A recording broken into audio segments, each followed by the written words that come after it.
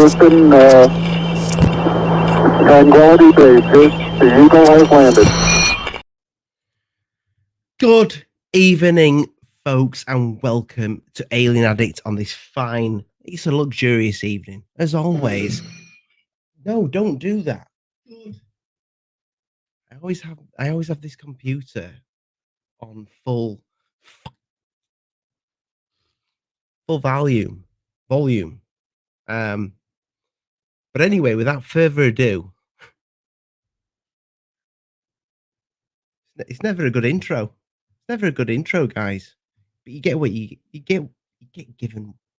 You get what you get, you know. You should know what to expect by now. I'll tell you something that you didn't expect to see. Lee at the bottom of the ocean. How you doing? Where's the anglerfish, Lee? It's up my bum. On the second shelf. Cheers, mate. How you doing? I'm good, mate. And we've got none other than Mary. I don't know what that. I've had too many shandies. Manny from today. From Area 503. How are you doing, mate? Good, man. It's good to be here again. See you guys. You know, I wanted to tell you both. You were on the 180-day report savior team. Like, that day was a bust until the stream that you guys did and Gofundme did. Man, I gave you guys a little. He gave us a little something, but he's gone. Manny's had a little bit of problem. Yeah, he gives us a little tickle. He's had a little bit of a problem with his connection tonight. Oh, there you are. He's back again. He's back. What's going on? It's the powers that be, Manny. They're trying to stop us. And we do have a third guest that is going to join us very shortly, and that is Thomas from it was Mars, Moon, and Space TV, but it's not anymore. I can't remember the name of it, what his channel's called now, but it's he did the original interview with me about the Baltic Sea anomaly. So, and he spends a lot of time with them guys out doing the investigation on whatever that is down there. But welcome to the show, people. It is hot in the UK, Lee. Is it not, or is it hot, or is it not? Oh, it's horrible. I'm I'm not ginger, but I'm definitely ginger adjacent, and it's too hot for me. There's far We too can much have it, you sexy man. Thank you very much. It's far too hot, isn't it, Lee? Yeah, it's horrible. It's almost as hot as Wreaking Havoc super chat there. That's hot. That'll give me a few shandies. Thank you, Lee. Love it. And I love Lee. Lee? Wreaking Havoc. I'm liking the profile picture. Yeah, it's absolutely destroyed my brain, mate. Absolutely destroyed me. How is everybody on this fine, luxurious Manny? Is it hot where you are? Is it just like normal? Is it hot all the time in America? Well, no, America's different weathers, isn't it? All over. It's very quiet in the States right now. He seems to have some technical issues. Manny, just drop out and come back in, mate. It usually fixes the problem. There you go. Now we can see the UFO as well. Thank you. Yeah, right above my head. It is, mate. That's exactly where it should be. So, USOs. I used to be dead interested in USOs, and they kind of disappeared, didn't they? Until they went underwater. Yeah, well, no, but it was a big thing, wasn't it? In like the 90s. Yeah. You know, there was loads of History Channel sort of documentaries and stuff about them and stuff, and then it fell out of fashion, and it feels like it's coming back into fashion now. You know, with all trans-medium crafts and stuff like that. That's the word, trans-medium craft. I love it. Love it. It's it almost like it got invented by Corbell, but I know it didn't.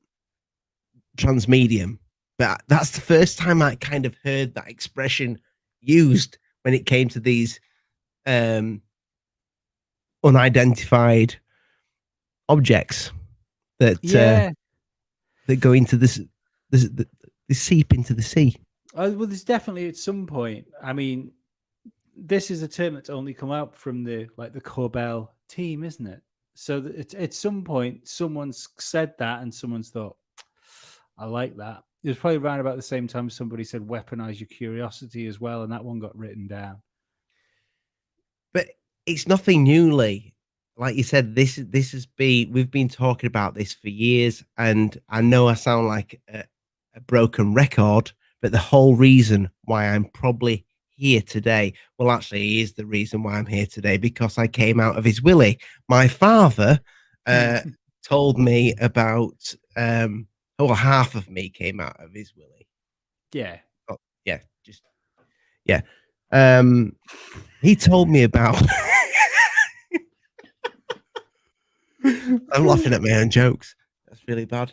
I hope my dad's not watching this. But he told me about his time at sea when he had to report a UFO, and I will get him on with his testimony about his actual report in the Merchant Navy when they were on the ship. It didn't go in the water, but it went over water. It went from one end of the horizon to the other in seconds.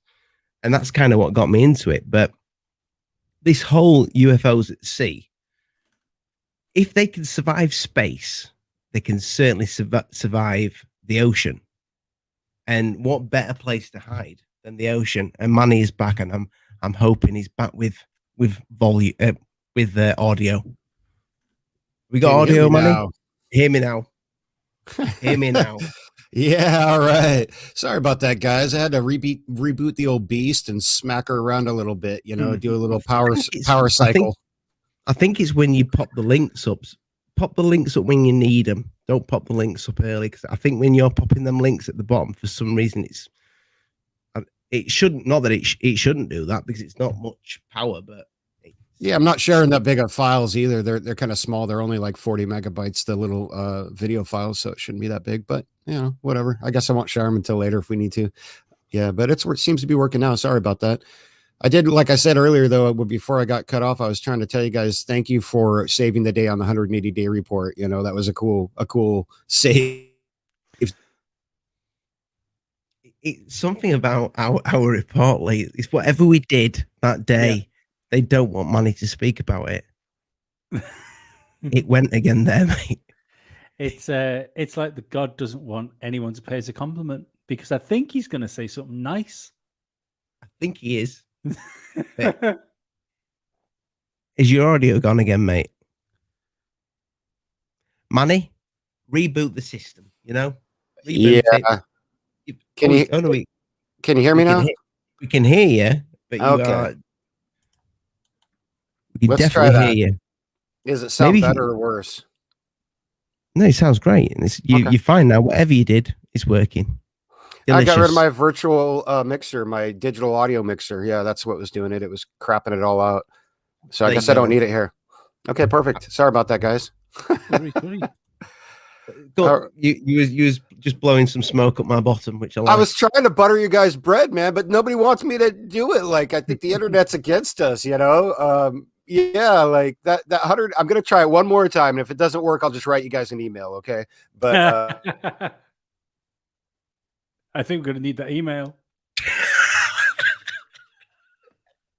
The thing is, when you're on this stream and you're live, nobody else knows that when you've frozen, you have no idea that you've frozen. You're like, I know.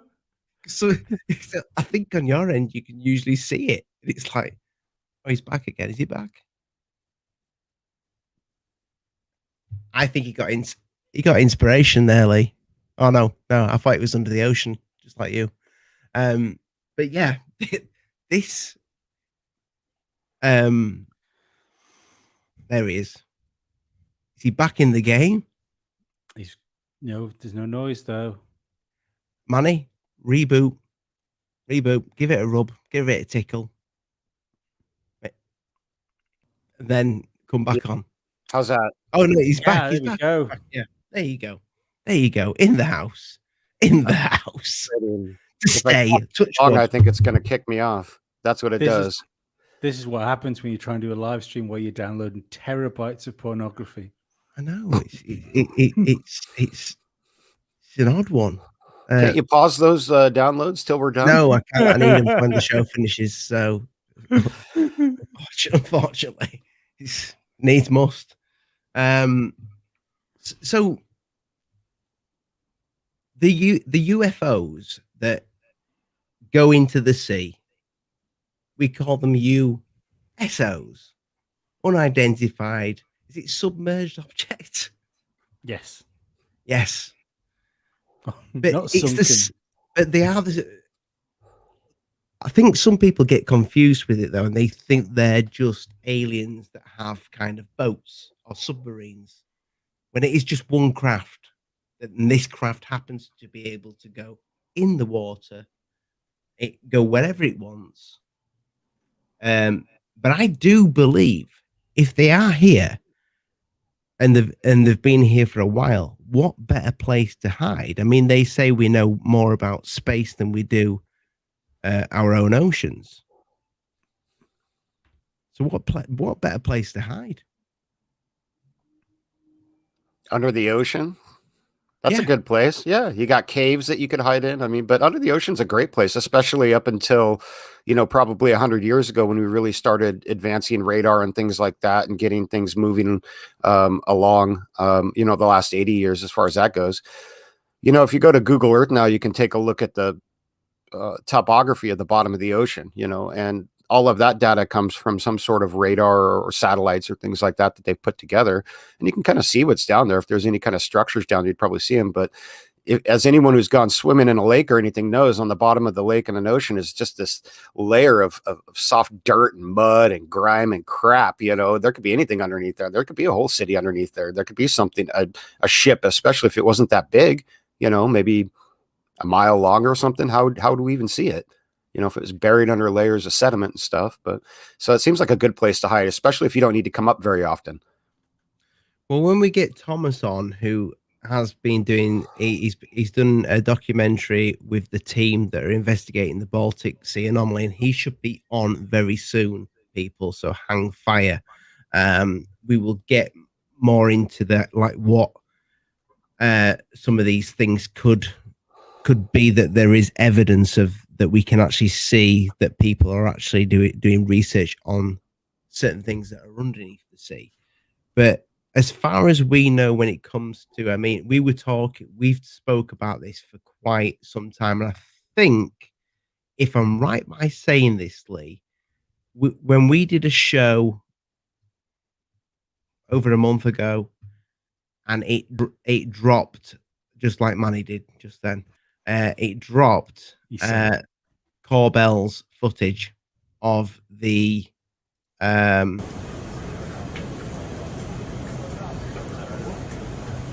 took off, booking it.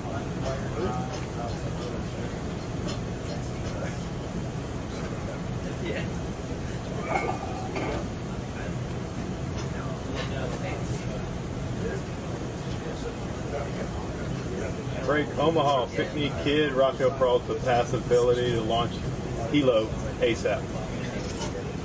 Splashing and bearing rain. Sure. You got 2 wins, 3 knots. Keep going, bro. We're making 10, so we can probably bring that 35 relative. Windy as fuck outside. Sir. Yeah, I'll bring it down. We got a lot of white water out there, some 6-foot swells. Whoa, it's getting close. Yeah, we have 31 knots sustained wind, topside, gust of 40. What was splashed? Splashed. Mark bearing and rain. So Lee, you still in the same place with that you went out? 'Cause you did change your tune, but when you first saw it, you were like, you thought that were ace. I said, oh, do you know what? Just looking at it then, I mean, obviously, like you can't tell what it is, and I get why people like Rich were upset by it, or not upset, but frustrated, because you can't see it. But it's odd, isn't it? Do you know, when you look at that, it's a strange piece of footage. It is strange. I totally agree. And when I first saw it, I was like, that's intriguing. I think we were all kind of intrigued by that. But the problem is with this, and if you are watching Jeremy, is it's the cuts that and it's the way it's being filmed, and it's the kind of the secrecy behind it. And I know that whoever releases this gives this to George Knapp, and then passes it on to Jeremy. Jeremy puts it out. I think George put that out first, and then Jeremy put it out literally minutes after. The problem is with that is we don't know where to verify. We don't know where it's. All we see is that we've got some guys speaking that are on the ship, and we've got a phone that's filming a monitor, and that's why we don't trust it. But if you just had that piece of footage without it being filmed with no cut, would it be more compelling, or would it just be? Could it just be a flare going into the water? I mean, the thing with I don't think it's a flare going into the water because it doesn't make sense for it to like fade in and out, disappear, like then reappear. Yeah. If there's a flare going into the water, surely it would just disappear. But it's the whole thing of it saying like, "Oh, splashdown," and then if it just disappeared like that, we could just dead easy go, "Oh yeah, well, it's obviously gone in the water." But it's the fact that it disappears, comes back, and then disappears again. That's what sort of put the doubts on it, hasn't it? Yeah, I mean, I don't want to touch on that on it too much because we have spoke about that. Oh, like I pretty much probably every single stream we spoke about that and we've had something to say about it. But it's the only piece that I've seen other than a few. There's a few different ones that do go into the water. There's is it Bosnian one? I can't remember the name of it, but that's a really, really good one. I think it's the Bosnian one. Is that the one Third Face showed us? It's been about for ages, and it's where you can see this little orb thing, and it keeps popping in and out of the water, and it goes. And that's probably one of the best ones I've ever seen, and I think everybody's in agreement with that. I've spoke to Tyler about that. He thinks that's one of the best ones he's ever seen. Third Face thinks that's one of the best ones they've ever seen. I think Rich thinks that's one of the best things from Gofundme. He thinks that's the best one he's ever seen. But are they hiding under the water? That's the question. Are they actually under there, or do they quickly hide under there, or have they got a base under there? And I know that sounds out there. No, well, you know my feeling on aliens. I don't think aliens are aliens. I think aliens are like a progenitor race that have been here longer than we have, or maybe not even longer than we have. Maybe they've just been here and progressed differently. Maybe we were all part of the same species at one point, and like the species split at some point. Like the whole thing of like a breakaway civilization, something like that. When you look at like stories of Atlantis and stuff like that, I mean, I was just about to say that. I was fascinated by Atlantis when I was a kid, but even down to the like stories of like Inner Earth and the Admiral Byrd. Was it Admiral Byrd that was taken into the center of the Earth? Yeah, these things have been around for a while, and these stories have been around for a while. And that's the thing. Just because we're saying they're coming in out of the water, we're saying they're underneath the water, doesn't necessarily mean that there isn't some sort of credence to these like civilizations inside the Earth.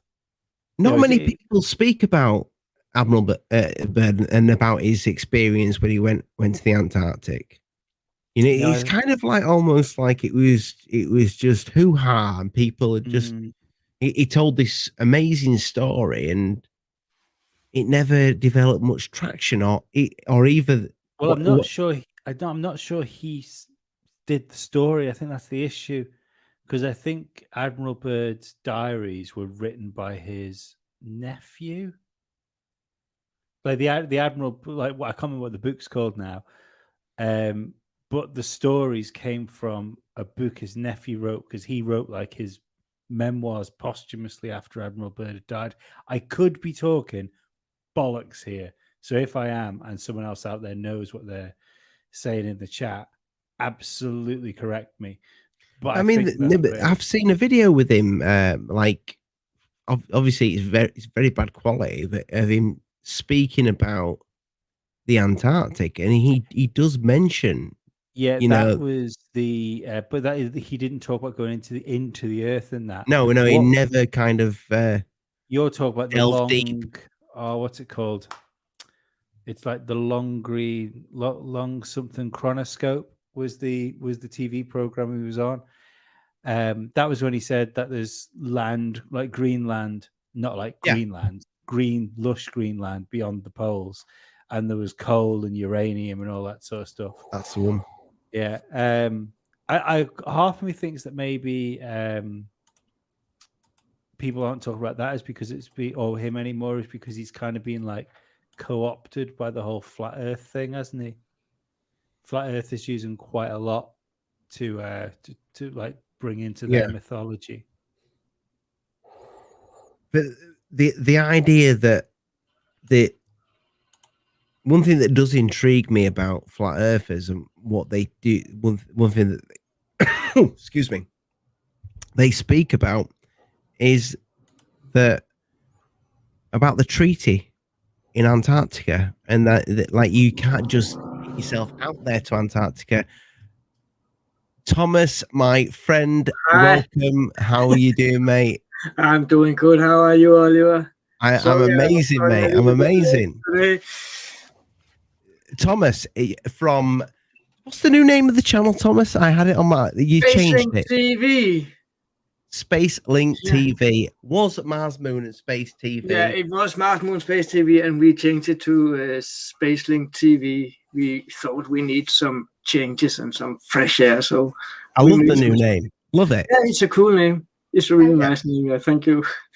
It takes a while for the subscribers to get used to the change, though, doesn't it? Yeah, and there has been a few asking, where's Mars, Moon, Space TV? And, well, we can direct them to us now. It's SpaceLink TV. Former Mars, Moon, well, Space I've put the link in the description for you, Thomas, so people can go click on Must See Audio, click on Area 503, and click on SpaceLink TV. Thomas here. And Thomas, I only just thought about you today with this, and I thought, why have I not asked Thomas? When you have done so much work with the people who are investigating the Baltic Sea anomaly. Yeah, and a bit, yeah. We did an interview and we briefly spoke about that, but we spoke about other stuff. But I want to keep this strictly based on what is underneath our oceans. But yeah, you've done a lot of work with these guys talking about the Baltic Sea anomaly. But before we get into that, I will introduce you to the guys. This is Lee from Musty Audio, Manny from Area 503. Hey, Manny. Nice to meet you. Nice to meet you. Yeah, it's nice to meet you too. I'm having some technical difficulties, so if I drop off, then yeah, I'll be back. Sorry. See you later. And, as you can see, we're used to Zoom, so I had my green screen ready here, and you can use the green screen, Thomas. Yeah, this is new software to me. I was just looking around, but I'll figure that out till next time. It's okay. You can be the algae. Lee's already at the bottom of he's at the bottom of the ocean.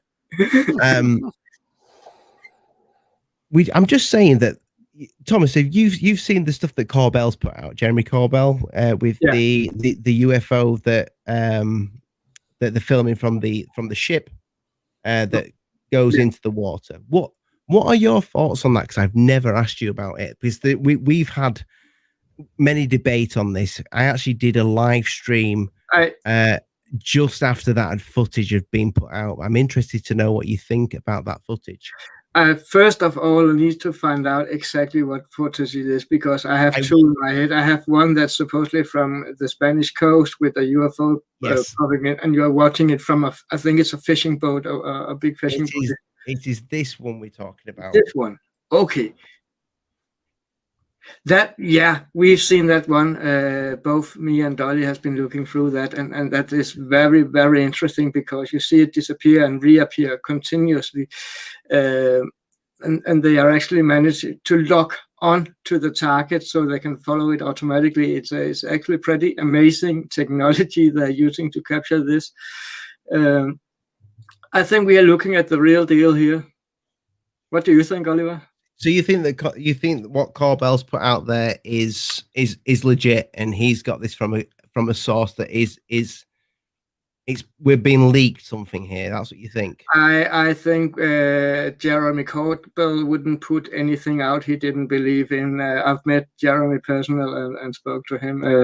I don't believe he would work on a project like this if he didn't believe in it.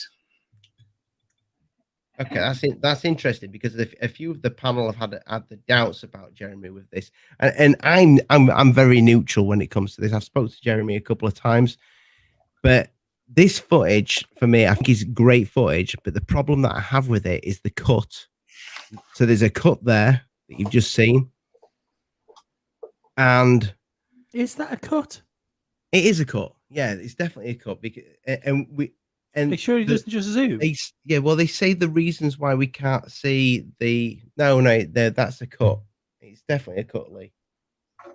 I'd bet my bottle of lemonade on it. Can we start it again? Well, I can actually show you the cut. I've got an edit. Yeah.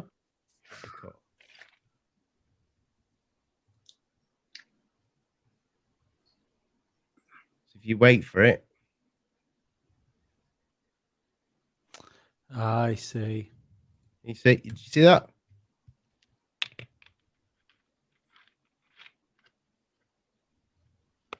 I mean, it's interesting how they tried to cover it as well.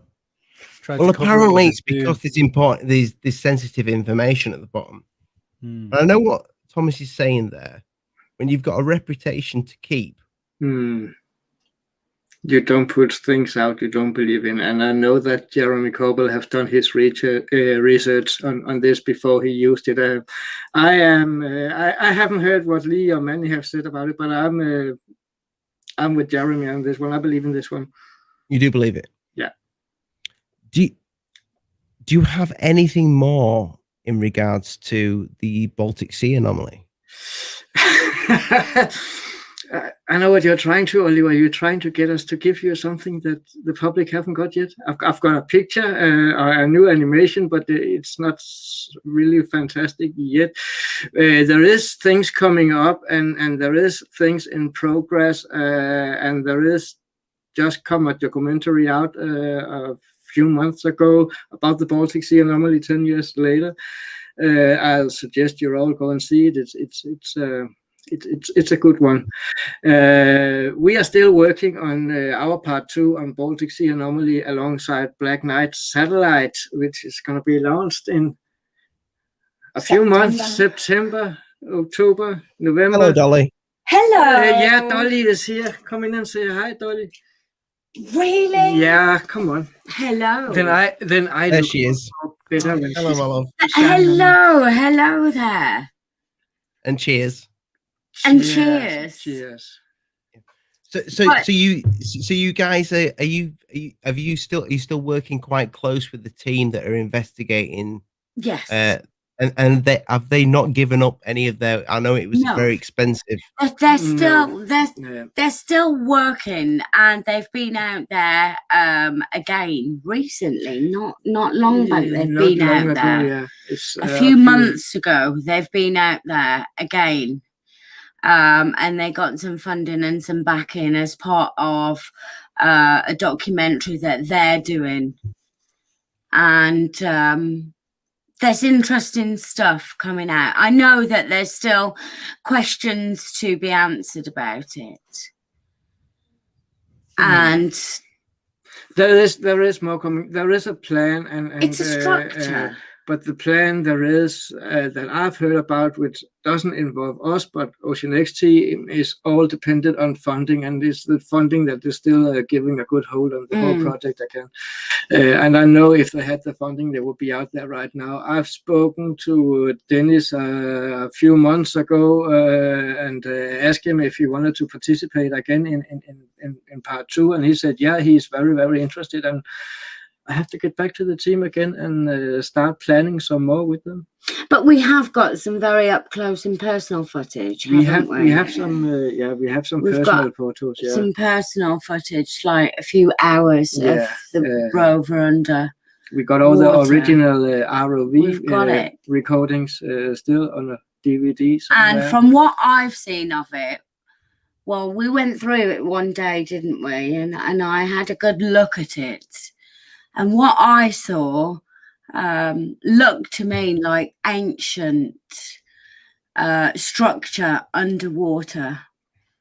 Some of the angles and cuts are just like those that you see in some of the sacred ancient buildings that you see, that the pyramids, how close they are together, and up at Machu Picchu and that. These rocks and boulders are so precisely carved together, and it almost looks like there's little steps in there somewhere. Yeah. But to me, I think it's an ancient structure from what I've seen. So it's not like because there's a few people that have said that, you know, they think it's, a lot of people have said, well, look at this thing, it even looks like a Millennium Falcon. Maybe George Lucas knew something. It's not like that though when you're actually under there and look at it. This is something that is something else. It's I went into it with the perspective that I believe there was a UFO, because the first information that came out in 2011 was very mixed, and nothing was really organized in what was being said and released. So, and then Peter Lindbergh made that. I don't know if it was a mistake. You can call it captain? That. Peter Lindbergh. No, that's not the captain. Peter Lindbergh is a co-founder of Ocean Team together with Dennis Osberg, and Kai Farmer is the captain on the ship at that time. But what I was about to, I just lost it. You've lost your thread. I completely lost my thread. Yeah. With what it is, somebody said that it possibly looked like the Millennium Falcon. Peter Lindbergh said that it looked like the Millennium Falcon to, I think it was BBC News or CNN News, and they broadcasted it where he said the words, it looks like the Millennium Falcon. And it just got picked up. And then Dennis Osberg came out and said in another interview somewhere else, it looks like a sunken UFO, and they all hang up to that. They kept on hanging on to those few comments, and it was presented to the world as a UFO crash, which I don't think it is a UFO crash. What I know so far and what I've seen so far from those about 6, 7, 8 hours of ROV photos I have here at my home, there is a lot more to it. I'm thinking we are looking at a construction from an ancient time, because there are corners that you can't explain. There are places that are round in a way you can't explain. And I spent many years looking at all these things. I met the team. I've been in Stockholm 2 times now and talking to them and doing stuff with them. And there are so much info about the Baltic Sea anomaly to put together in a giant puzzle. There are so many different perspectives. There are the UFO perspective, there are the ancient construction perspective, and then there is the rock perspective. It's just a rock. Some people think it's just volcanic. Yeah, volcanic. But we've. I mean, I've seen a little bit from your first documentary that you did with the footage that the guys had done, and it was hard to see. But you could see the shape of this thing, and it looks odd. It's not. If you looked at this thing across the seabed, I don't think you could get pareidolia from you know, like some people do. I'm working a lot with Mars images. You know that a lot of people put a lot of pareidolia out there. But when you look at this, but when you actually see it down there, and when you look at what that team is spending to go out there every single time, I don't think the investigation on that. I mean, how much does it cost that dive? I can tell you that the fuel alone on the ship that was rented for the first big dive, where they went with cameras, more that the second time they come out, was $25,000, and that's only the fuel. Then you have the ship, and you probably, if you're going out there, you have 3 days of sailing to get there. So you have to. And how many times have they gone out to investigate this? Say that again, sorry. How many times have they gone out to investigate this? I think they've been out. I have 4 or 5 videos, and I think they've been out 4 times. And there has been another friend of them with the coordinates been out there and doing some sonar images, blue view scans. But the fuel alone's about 25,000. Yeah, and that's ship, without the men and the food and the then comes equipment. the ship. Probably. So we're talking over 100 grand. Probably put 100,000 in the ship as well. For 4 trips. Yeah. Minimum. And no diver is going to go out for a week for free, and the diver is being paid full. And they're not just going to go out for a day either. So. Because Lee's just been saying now, just before you guys came on, that being intrigued with Atlantis, and it's I know this is not the same area, but it's interesting. It's interesting that you're saying that this thing looks, from what the foot. Is this special footage that you're going to release on your platform that you have? It's already there on our YouTube channel. We have released all the ROV footages on YouTube, I think. It is there on our YouTube channel. If you go in there, you'll catch some ROV footage where we did go through it, and we showed some vent shafts that we thought we'd found in it, some pretty odd angles, the way it was structured. I thought that I've seen hieroglyphics or some kind of petroglyphic writing on it. There's something on there of carving, or there is, a specific picture. There is. I wish I would have time today to find it all up. But it's my fault. I guys, everybody in the chat, I literally asked Thomas about 7 hours ago. I just literally, I thought about this today. And he was like, Ollie, we were meant to be with Ollie. And I'm like, what? We can have a 215. Thank you very much for the super chat. And yeah, that is right. If anybody needs to go check out my original interview with, check out the one with Dolly as well, but check out the interview with Thomas that I did, where we were speaking about the Baltic Sea anomaly. So what Lee was saying earlier, in fact, Lee, I've spoke too much now. You go ahead, fella. Manny, are you back in the house? Have we got our audio? I think so. And I wanted to ask a question, but I was afraid to talk because that's when I get kicked off every time. So I just had to pause for a second. But do you want to go? Do you want to go first? Just in case for some reason you. Yeah, let me ask Thomas real quick. You were talking about you have ROV, remote operated vehicle footage, and you also have dive footage. So you've done the 2 different expeditions down there to look at the Baltic Sea anomaly. And financially, isn't it easier to send a drone down than a team of divers, or is it not? I'm just kind of curious because you still have to send a boat out to operate it. Is that why you still have to have an operation boat and all of that? It would be cheaper just to send a drone down, but you can't rely 100% on the drone. You need to have divers there because you also want to get some samples, and the drone have a little arm on it. It can grab things, but it can't produce samples or chip off parts of whatever material is down there they want to do a test on, like they did in 2011.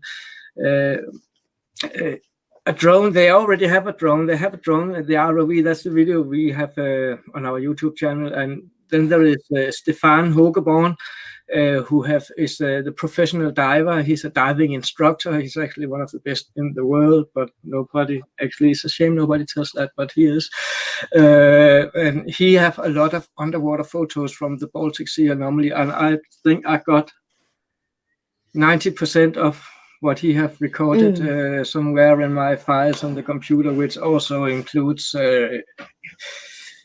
all the good stuff on the boat when they're just sitting and talking and having fun and being sailors waiting for the go, So yeah, we got a lot of good stuff, but no, it wouldn't be good to just send a drone down, because you wouldn't be able to fulfill the mission as such. Because when you get out there, you don't want to spend $25,000 on fuel again if you miss anything. So you have your backup with you, and that backup, I would actually say that the ROV is the backup. It's the diver who comes with the interesting pictures. It's the divers that can go down there and literally zoom in on stuff they want. You can do that with the ROV too, but it stirs up all the silt on the bottom and creates a visibility less than a half a meter, so much of what you see from the ROV is very blurred, bad visibility. So yeah, you'll need divers to do the best job. Okay, and what's the depth down there? It's between 84 and 87 meters depth. Okay, yeah, that's a pretty good, substantial amount of water to have on top of you. That's some good pressure. It's so murky that it's visibility is really difficult. You have a temperature at about between 3 and 5 degrees Celsius down there. And the thing about the divers is also important. This is where it becomes expensive, because to do a dive, go 84 meters below surface, when you go up, all of you know that divers need to go up slowly, otherwise their blood will start boiling. It takes up to 1.5 hours to come from 84 meters depth to the surface. So to ascend is 1.5 hours with the stops for the decompression of the nitrogen. Imagine the amount of oxygen bottles you would need to have. You can stay down there with the amount they had. They could stay down there between 15 and 23 minutes, 25 minutes at the absolute maximum before they had to go up. Wow. Situation going out of air on the way up. So you can't even go out there with one diver and send one diver down, because you need to have a second diver. You need to have a backup and security. And when that's said, those two only got 15 to 20 minutes down there. If you have an object that is 60 meters wide and you have never seen it before, it's dark, it's covered in silt, I'll bet you on 20 minutes you will see maybe 10 square meters of it. And that would be less than 2% of the whole surface of the area you would be able to study in 20 minutes. So you ain't just going out there to plump a diver in and go down and have a look, take a picture up again. You're going down there with men that can do 6, 7, 8 dives in that time that are out there. And I'm not even sure they can dive continuously a whole day. They know more about it than I do, but I know what's going on and what it takes to do the dive, and how long preparations, how many preparations it takes. Sorry, I have to find the words sometimes. So you have a rotation of divers that go down then? Is that what you're saying? Or they only go down? If you want to do it, probably you would have to have a rotation. They didn't have a rotation. They had 3 divers and one stayed up and was actually controlling the ROV, and the 2 others went down to do the recordings they did back in 2000, and was it 13? I think it was,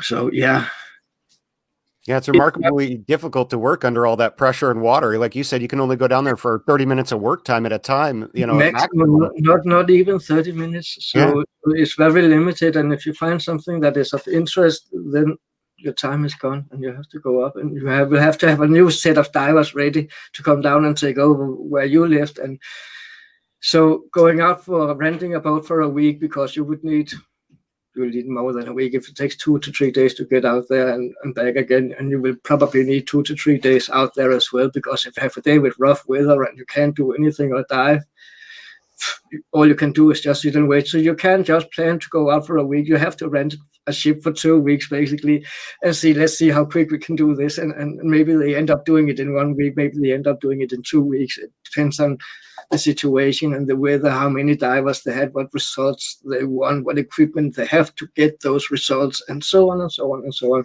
All takes time. And it's expensive. So we did an estimation for what it would take as a minimum to make a short expedition, and that was $250,000. And that was just for a quick tour out. If you want to do a real expedition, we are talking about $1 million and up. You got to fund everything to get everybody out there with food and transports, and you got to pay for all your scuba gear and your equipment and your dive masters and the ship you rent. It probably ain't in the harbor. It probably comes from Norway or Finland and have to go there first. And you know, is it ridiculous to think about getting a mini sub to go out there and check it out? Is that, I mean, if you're talking $1 million, I mean, can you rent one of those for 2 weeks and spend some real good time out there where you're not hindered by that? I'm pretty sure that if the team could get funding for $1 million, that they would be able to get a U-boat with a little submarine with them as well. I remember, I mean, I've been in the Ocean Explore group on Facebook, and we had quite a lot of discussions in there about how to do. A lot of people. It have 15,000 members in there. There was a lot of the time, and a lot of them are very creative with their thoughts. I have posted a lot of positive, creative thoughts of how to get a submarine down there or lower cameras, and there have been a million different suggestions on how to go out there the cheapest way and get the best results. I can only recommend to join the group and go look a few years back and go in and have a look what's going on. It will be fun. Yeah, it definitely. Oh, sorry. Go ahead. No. What are you gonna say, Manny? I was just saying this is so interesting that it definitely warrants some further investigation than, like really finding out what this is. Even if at the end we discover that it's something natural, like a rock formation or something, it's still worth investigating because it's so unusual. Like it's so cool. Yeah, it is cool. Do you remember this, Lee? Yeah. I remember it well. Like when it first sort of popped up, I remember all the like Millennium Falcon things and stuff like that. But what I was thinking just then when you were talking, is there any other teams that have gone like to look at this? Because it feels prime when you look at the vast amounts of wealth that some people have got. It feels like the prime thing for someone like your man that bought Skinwalker Ranch or something to take on as a pet project. If you're saying like it would cost sort of $1 million or something to have like a real investigation into it, it's the kind of money that some people out there could just drop as a pet project. Some people could, Some people could. I was about to say something. You're about to tell us who's investing. Put it this way, it's in a very odd area of the Baltic Sea. And because of where it is, everybody wants to take an interest. Yeah. So it's a bit odd. You ask if there were other teams that were out there looking around there as well. And I do remember that one of the reasons Ocean X team didn't release the coordinates to it was because they already have invested in money in going out there to look again, and they didn't want to give it away. We were afraid somebody. So nobody knows these coordinates. Nobody knows the exact coordinates now. But at the time in 2011 and 2000 up to 2013, 14, the coordinates wasn't still released because there were other teams that wanted to go out there and kind of disprove it. Treasure hunters. I wouldn't call them treasure hunters, and I forgot the name of the team, but there was a team from Finland that would love to go out there. So we kept the coordinates secret, or tried to. They got revealed at the end anyway. But when the coordinates finally were given up, we gave them up on Facebook and posted them, and everybody could use them if they want. and nothing happened. And we still haven't heard of anybody who has actually been out there to do their own investigation after the coordinates were released. And that actually still to this day surprised me a little bit, that nobody has grabbed the chance and say, yeah, I want to solve this mystery. Here's one of the mysteries on Earth in life that everybody's talking about. I can solve it. Nobody have had interest in it.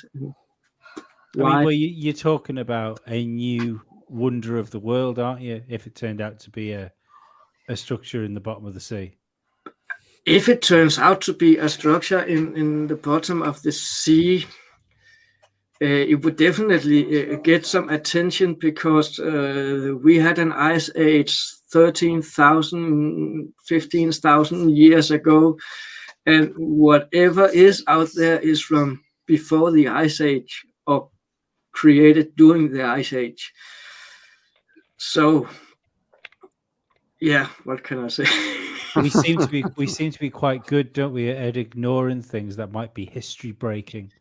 It feels a bit like that. Yeah, but I also think the media has a part of it as well, because as I said earlier, when it came out and CNN grabbed Peter Lindbergh saying this, what he said, and another channel grabbed Dennis Osberg saying what he said without they have talked really like they haven't organized it, and the world looked onto that, and I think that's why people are afraid of touching it, because it's screaming UFO. Not that UFO not interested is some of the most interesting subjects in the world, absolute. But when you're talking an investment of about $500,000 to $1 million to maybe go out and find out, oh, it was a rock. I'm sorry, but when you look at this, I mean, yeah, I was a wannabe Mars Moon Space TV channel. Yeah. You know this, Thomas. When I first started out, I did a lot. In the documentary. You were a star. I was when I was in that documentary of yours. Yeah. I asked to be in it. True stories, people. I said to Thomas, we got a chatting about something, and then Thomas said, "Oh, yeah, well, I've got an interview, and I'd like your opinion on." I can't remember what you said it was, and I had no idea what it was. And for some reason, I thought I would be speaking about Mars. And then it came to the interview, and then you went, "What's your opinion on the Baltic Sea anomaly?" And I knew slightly what it was at the time. And I went, "It's an alien. It's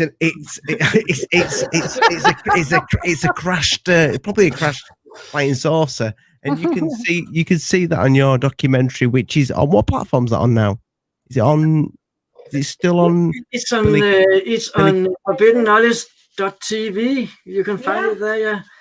Yes. So and yeah, now knowing what I know, I would definitely say what Dolly just when I look at this thing, I think it's definitely something that's under there. Yeah. Let's talk about. I don't think that's pareidolia.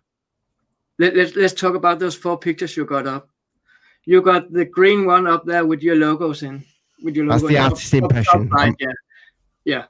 That one is, as you all know, an animation. It's my good friend Hauke Wacht who has painted. That's an animation, but that animation is been painted from what the divers had described to him and described it as, and he have painted that, and they have come back and say, yeah, that is sort of kind of about what we saw down there. So your top right one is an animation. You got the top left one, that is from the original sonar scan, the famous one that they found it on in 2011 when they were sailing back from Finland to Stockholm. That's actually one of the only existing actual pictures of the anomaly, and that's only a sonar scan. That's not a real picture, but it actually tells a kind of the same of what the divers had described to the artist that painted the one to the top right, the green one, and the one you have in the bottom to the right. is just an enlargement of the one on your top left one. Then we have the lower left one, and that is from an animation, a 3D animation that's made by a guy named Peter. He have changed his name on Facebook, but I call him what he was back then. His name was Peter Luff, and he did a lot of artist work as well. And did that beautiful animation where you see the anomaly 3D animated all the way around and actually sailing around it or floating around it if you want. So the only real picture you got here is the one up in the top left corner. And I think that when people are seeing all the different pictures that's come out on animations, they kind of forget it's an animation and not a real picture they're looking at. Even the top right one that Hauke has made, if you look into it and zoom in on it, you will see there are actually divers diving on top of it, and they have tried to make the divers the actual size compared to the anomaly in the background. Oh, right. It is a great picture. But I think many people look at those pictures that has been painted and done, and they confuse it with the real deal. Yes, the only one picture that's real for everybody that's watching it is that the top left one. Top and left the pictures we've got. And then, yeah, of course, all the pictures we got hidden in a secret room here. Under the basement. We can't let them out yet. But they are going to come out, and you guys are absolutely convinced that this is. I mean, over 100 grams worth of fuel so far tells you that I have to come in, you see, because I've looked at it in depth, and I'm fascinated with rocks, and I'm fascinated with ancient structures and ancient civilizations, and I think that's one thing that we don't have to rule out here. That could it have belonged to an ancient civilization that was once here, whether it be before the Ice Age or after. I'm going to say, Dolly, how old would that be? Because how long ago was the Ice Age? Did you say? Over 13, 15,000. I would say it's between 13,000 to 15,000 years old. The structure. That's just a guess. That's just a guess. I think that's and when guess. We also look at the structure itself, it's round. It's a round structure. And when we look at places like Göbekli Tepe, which is one of the most ancient places recently found, and that's a round structure. We've got Stonehenge, that's a round structure. We've got Adam's calendar, that's a round structure. So are all the places that are at Stonehenge, Göbekli Tepe, Adam's calendar, and all these circles, could they be foundations for something that possibly could be looks like what's in the Baltic Sea? And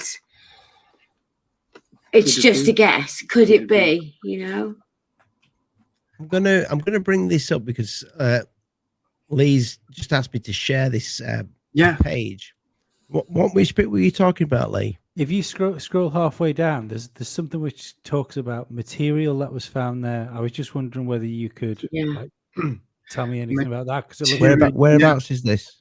Keep going, mate. Further down, it's about halfway down the page.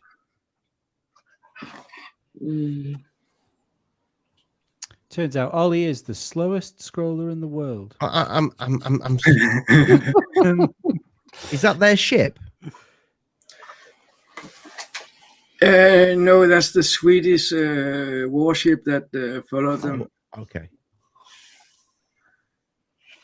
And their ship was called I'll be back. Anomalous. So this is obviously, these are real pictures from.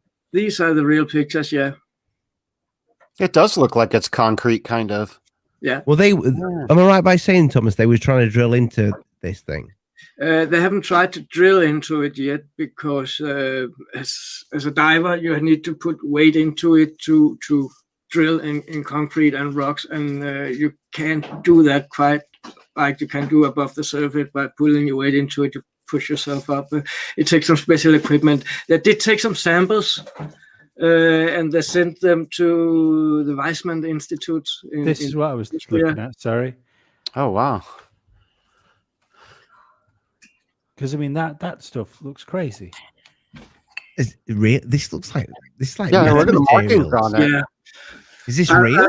I remember. Yeah. It's very real. It was. There was a natural explanation for it. I'm not sure I believed it, and I'm trying to. A natural explanation. Yeah, and I'm not a debunker at all. I don't want to. There's no natural explanation for that, surely. Found something, yeah. This stuff was found down there. Yeah, and it was something with the. What was it? You see, that was something else. No, there was something with a rock that was crystallizing itself and made those patterns, and they brought it up and they showed 100 similar rocks like that. But it looks amazing, that rock. But apparently they were found. I know there was a shaft in it. It's like a melted PlayStation 5. I was going to say that looks like molten metal, like a heat shield or something that melted on entry. It looks like that to me. It looks like something that has been. If somebody showed me that, remember the picture. If somebody showed me that, I must admit, I've never seen that picture that you're showing me now in front of me. I've never seen that. Where have you had this picture from? This is on the Baltic Sea. It's Baltic Sea Anomaly, and it's somebody's website. Well, I'm going to have to check this picture out with the real guys because I've never ever seen that picture. So do you smell a rat there, Dolly? I smell a rat because I've heard of something else. But it might, cause a bit of a stir. I've seen the picture before. Yeah. Many times. It was on Facebook and posted on Facebook. I've heard so you think this is real? Yeah, I've heard that they found a substance down there that was tested that was strange. That was a sample they took trying to chip off part of one of the sides of the anomaly with the street was concrete. So were they not able to get a sample? You said they were trying to get a sample from the actual anomaly. They did get a sample. And they sent it to the Weizmann Institute in this is Switzerland, Austria, and see there we go. One, there's the hieroglyphics that you see that what you're looking at there. That's from our rover footage that we've got. And in there, you're looking at a perfect corner. Look at that for corner. Yeah, I can see that. You know what I mean? That's masonry at its finest. That's stone masonry at its finest. The straight line as well down the bottom is very odd. It's a clear step and indentation, isn't it? When you look at the video, they're actually filming a bit of the wall before we end up where that screenshot is taken. Actually, I think it's one of my first screenshots. Yes. But it has been on for a while. There looks like there's a little metal shaft, like a grid, a little metal grid to the side of that. That's there. And then it comes to what looks like some little steps and then a possible shaft on the top. Do you know how big this area is? I have an estimation because the claw on the rover on the ROV you actually can see in the right corner. Yes, is about 10 to 15 centimeters wide. It's not a giant big one. So I would say that from left to right we are looking at about a meter. Okay. And that one is one of the most interesting. I don't know why they have that bad red picture up, but Wow, that's the dome on top right there. That's what they call the dome. It is important to say that that photo is taken with the fish islands on, and it's not looking like that. There is a photo of See, it. Thomas, this is what we appreciate. We appreciate the honesty. And this is where I say people don't understand what they're looking at. Even the diver came up and told the public that it was taken with the fish islands, and that was why it looked curved on the picture, because they wanted to take so it didn't actually rise up. It was just kind of flat, but a different color. Was flattened, and the original picture is up there somewhere. I don't think that's the Baltic Sea Anomalies homepage. This might just be a fan page. Lee's just found this one. Okay, and random and just kind of like quite a few around somewhere. Now that one there, the black material. That could be a possibility. That's a possibility. They did find some black substance down there. That what you're looking at is the actual sample that chipped off from the rock. So is that basalt or is it something like that? I can't remember the test result of it because it's a very scientific. I think the test results from it were actually inconclusive. Looks like iron. It looks oxidized. They were inconclusive test results, I think. The test result they got back showed them exactly what components it was made of. And I do remember there was a discussion about one of the chemical components in the sample that shouldn't be to find in that specific area in the Baltic Sea, and that was one of the discussions about the sample that came back from the Weizmann Institute. Did that chemical content, or what you call it, component belong to that area, and why was it found there? It's not unnatural. It was quite natural a test, but the discussion was why was it found in the Baltic Sea? In the Baltic Sea. So you guys have spoke to a lot of the divers, the people that are involved in the investigation of this. Have you ever, with what you guys do with the UFO channel, have you ever asked these divers if they've ever seen any USOs, as in when they're out at sea? Do they ever see anything? Okay. How we talking? How we talking? Well, the answer is not interesting. No. Okay. No. It's not. Because these guys didn't originally go out there for... Stefan Horgeborn, he couldn't tell me what I would love to hear. No. None of them have told me, of the divers have told me about any experiences of USOs. Not for what I'm aware of, no. Oh, okay. So there's no stories that they've seen anything out there. There is one little thing to it that could create a little bit of food for thought, because one of the divers that was on was actually from the Swedish Navy and worked for the Navy as, if I remember correct, I'm going to be told off later if I don't. If I remember correct, and I can't remember his name now, he was working for the Swedish Navy in his daily life, and he had this extra job with Ocean X team, and he's probably one of them divers that could tell something interesting if you one day get hold of him. I haven't been able to talk to that specific diver himself. He wasn't there those times I was there, but I spoke to the others. Lee, this you've just, is this real? I don't know.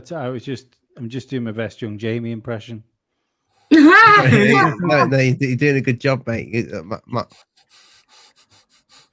Let's have a go here. Let's have a go. Let me share this. Is it real? Is it real? See, this is what I want to ask you guys, because I have no idea. It looks a little bit too good to be true. Looks a bit sniffy, you know. Sniffy, a bit. No, I don't know. This here, is this real? Is this? No, that's animation made by Hauke Wacht, my good friend. Okay, so this is the animation. These aren't real pictures. This is the animation, the artist's impression. They've cross-referenced it with and it's kind of people are thinking when they're looking at it. Oh, you've got the little animation here. Yeah. But is that more in line with what the dome would look like on it? So it like a half circle. Well, there is no dome. It's funny you say that because we just spoke about it before. That first picture that was taken with a fish lens made it look like a dome, and that animation was made from the pictures and descriptions from the diver as well. Also, so that was how I think that dome ended up on the animation as well. The dome, there is an outcrop, but it's not a dome, round dome. It's elevated, yes, and it's probably rounded on top, but it's not a round dome as such. Right. No, you have to see the original pictures. I still think I got them on actually SpaceLink TV on the Baltic Sea Anomaly. I have a section in there where I've transferred some of all the old pictures and videos from our first website.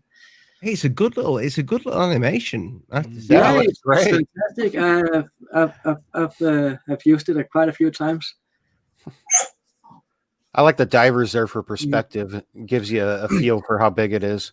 But I know how they must have felt next to that thing. Think of it from a psychological point of view. That animation you're looking at, for you, is actually only interesting because you know it's the Baltic Sea Anomaly they're depicting. If you didn't know that, that would be any random animation of an underwater module. Be anything. Latest Disney movie.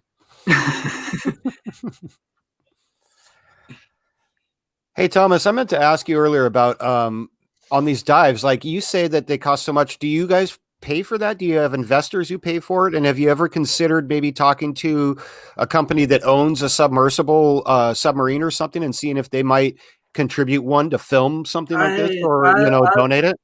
I did a request 2014, 15. I don't know how I did it, but I did a request for a submarine, and it turned out to be so many 100,000 pounds, and that was just a little like 2-person submarine where you could basically just sit in with a camera, and that's explosive.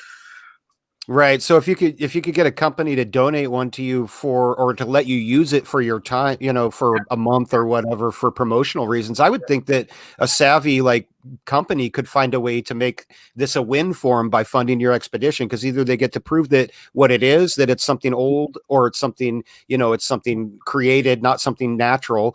Either way, it's going to be a win in the publicity market for them. They can say, hey, we solved the Baltic Sea anomaly, or we still don't know what it is. What we need to find is a character, and that character should be a person who is ready to invest in history, no matter what the result is. And if the result isn't what we want it to be, that person should be ready to say, oh, well, that was fun.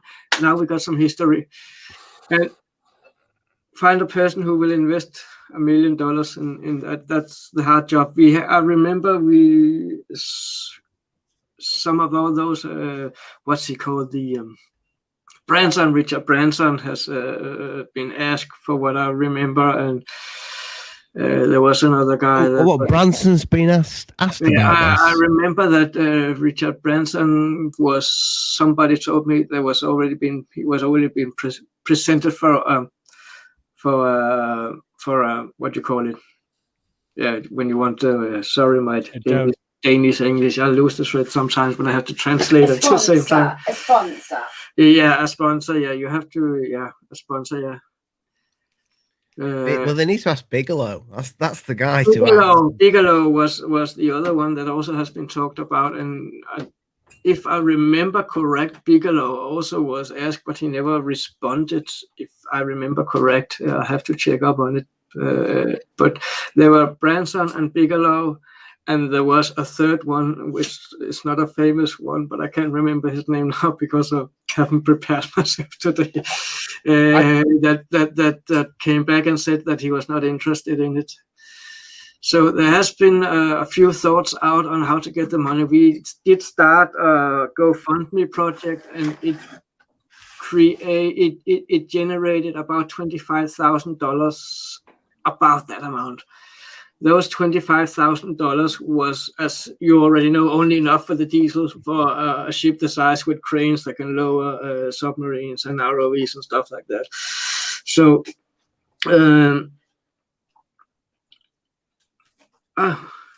damn, I did it again. It's because I have to sit and type in my head and I kind of lose it. It's called a brain fart. Brain fart. I got a lot of brain farts today.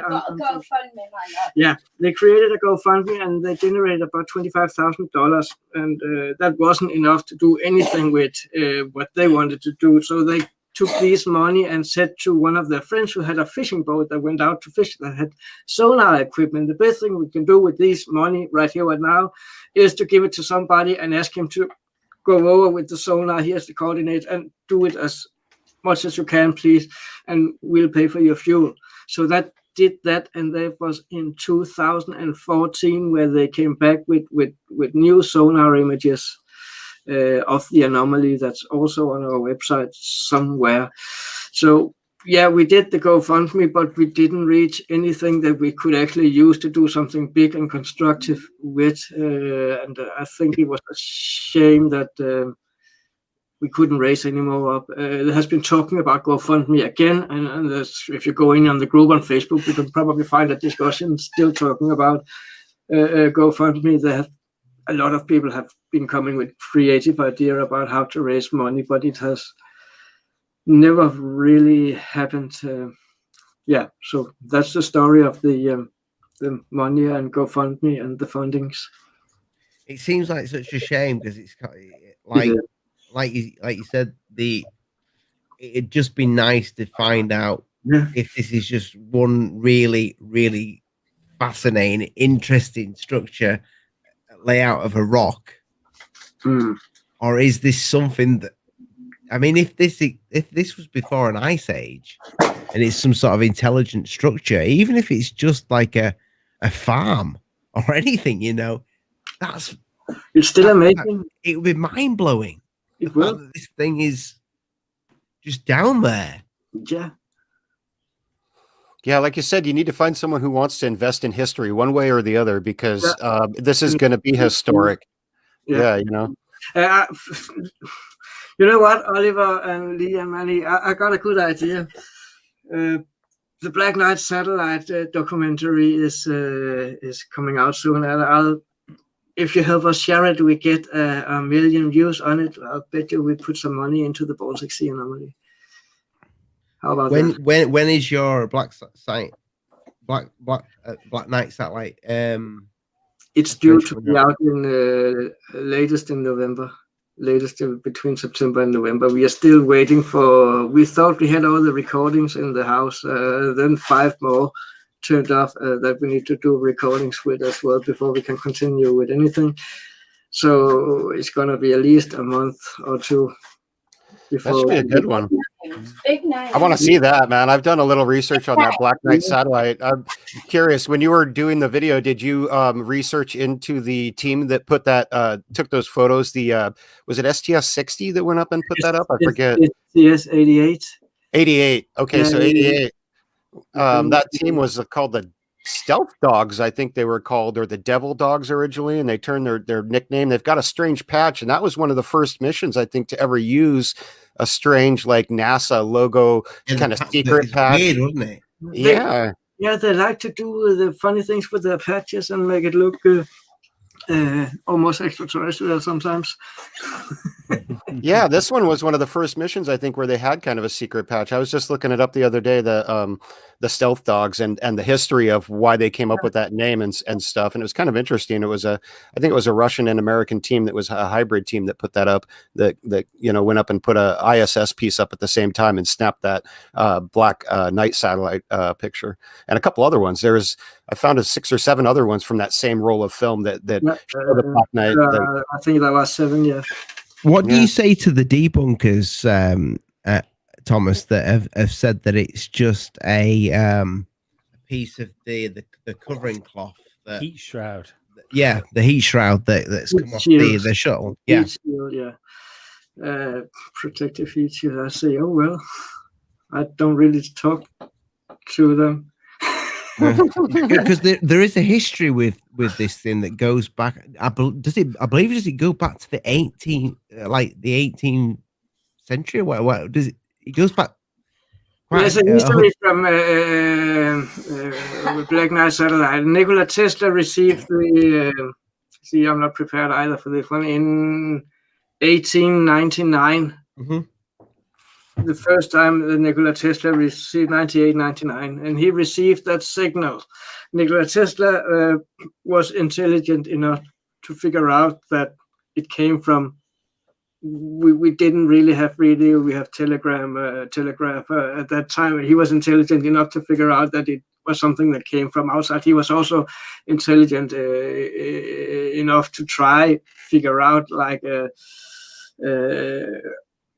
where it was originating from. And if I remember correct, he thought that it was from Mars first, and then he made some calculations that told him that it was from within our own atmosphere that it was coming. That was in 1898 and 99. Then there was this Norwegian physician. His name was Jørgen Hals. That was in 1920 or 28. He received signals again, the same signals, and that was those signals. And as you know, in 1920, we didn't even have satellites up yet. So what was it they had received? And it was not from something coming from Earth. So they had these signals, kept them. Duncan Lunan translated them in the 1970s and got a quite interesting translation out of it that said that basically it told us where they came from, what star system they came from, and then he later retrieved his explanation public and said that he had made a miscalculation, so it couldn't be from that specific area, but it wasn't far from it. So his whole statement that told us where they were coming from, what they actually want, what this message contained, basically fell to the ground because he made a single calculation error in the distance from planet Earth to that first star system that the message said it came from, to figure out how to translate it and put all the dots together. It's interesting that Donald Trump, when he was in when he was president, and he was talking about the space force. The Space Force. Donald Trump's father, am I right by saying, did he not buy Nikola Tesla's? He bought all Nikola Tesla's work. What was left of it? That's what I heard. I could be wrong on that one. Anybody else heard that one? What? No, I haven't heard that. And he's talking about Space Force. I'm getting goose pimples. Yeah, no, I haven't heard that one. Reagan started Solar Warden. Yeah, Reagan started Solar Warden back in the 80s. Yeah, had a Space Force. Star Wars, we remember that. Yeah. We've always had a Space Force. Lee, what are your thoughts on the Black Knight? All I know about it really is those like 7 photographs. So I was just going to say, is there? I mean, obviously, I don't expect you to go and talk about your documentary before. No, but we're definitely going to follow this up. Thomas and Dolly, you're coming back on once the documentary's out. But has there been any like new findings or anything with it? Yes, I've got an exclusive in the documentary. There are new information released regarding to the Black Knight satellite. I was just about to say Baltic Sea anomaly. Black Knight satellite. Is it nipple twisting good? Is it? It is very, very interesting, and it would make some people think twice about what they have thought before. Okay. But you gotta see it. Yeah, when's it coming out? I want to see it. I want to watch it right now. Come on. Between September and November. It depends on, because we got some new big names. Yeah, and I can't keep my mouth shut. Come on, let's. Is it going to be on SpaceLink TV or is it going to be on? Listen to this. I just spoke to Billy today, our boss. Billy Carlson. Yeah. The boss. And he told me that all the participant that was in the Forbidden, I'm not gonna whisper it. There's me. There's me. Yes, all the participants that have been in the Forbidden Disclosure Conference yesterday, a few days ago, is actually going to come in with their part in the Black Knight satellite. That's Louis Elizondo, that's Nick Pope, that's Richard Dolan, and that is Jimmy Church. Yeah. And he didn't mention Linda, but I think Linda Moulton Hall is going to be in also as well. Wow. So that is. So they're all. So the one that interests me there more than anything. So Lou Elizondo is going to talk about the Black Knight satellite. Yeah. Apparently, he have something to say. I don't know. I haven't spoke to Lou yet. Hey, if you get a chance, you should ask him because he's an inventor. He's got a couple of patents he claims. So you should ask him about that and see what he knows about design things. Military intelligence officer, he's probably had his finger down the pie. And the good thing about our little job is that we get to call all these people and speak to them firsthand. So we do all the editing, you see. Yeah, that could be some good exposure for your film too, to have some of those people in there, and if they're going to talk it up for you too, that's good. Yeah. Ali, you must have been checking SpaceLink out today, haven't you? Checked SpaceLink TV out today on YouTube? Because I was like, I went to put the link in the channel, and I'm like, the name's changed. Yeah, but did you see the latest video added today, this morning? No, I haven't seen it, but you're welcome to put it on. You're welcome to play the video. It's about a 2-minute video, actually, about the Black Knight satellite. And it's just giving a little piece of Jimmy Church's part out. Well, I don't. Well, I'll tell you what. The link is in the description because I don't want to take it away from your. Unless you want me to. No. The link is in the description, so people can go check out SpaceLink TV. Go subscribe now, people. Our Black Knight satellite documentary preview that we uploaded today with Jimmy Church. Right. Yeah, I won't play it now because we'll get the people to go and go and have a look. But we are going to launch it in the USA in September. Is he going to go on YouTube or is it going on the private platform? No. It's going to be on forbiddenknowledge.tv. Right. For the first time, we have actually had a budget to do something constructive with. And that budget actually binds us a little bit to where it comes from. So it will be available on forbiddenknowledge.tv. Awesome. So when it comes to this Black Knight satellite, I've seen the debunkers. I've seen them speak about it, but no matter what, there's a few pictures of it, but it does look the same shape. And I mean, if you went down the debunk route and you said that this is nothing more than a shield that's just come off, and it's this thing's been in numerous photographs. It's been in a few photographs. Yeah, and it wouldn't stay in polar orbit for a start. It would either come into Earth's atmosphere and burn up on re-entry. But would it? Well, I don't know if it. I mean, it wouldn't stay in polar orbit.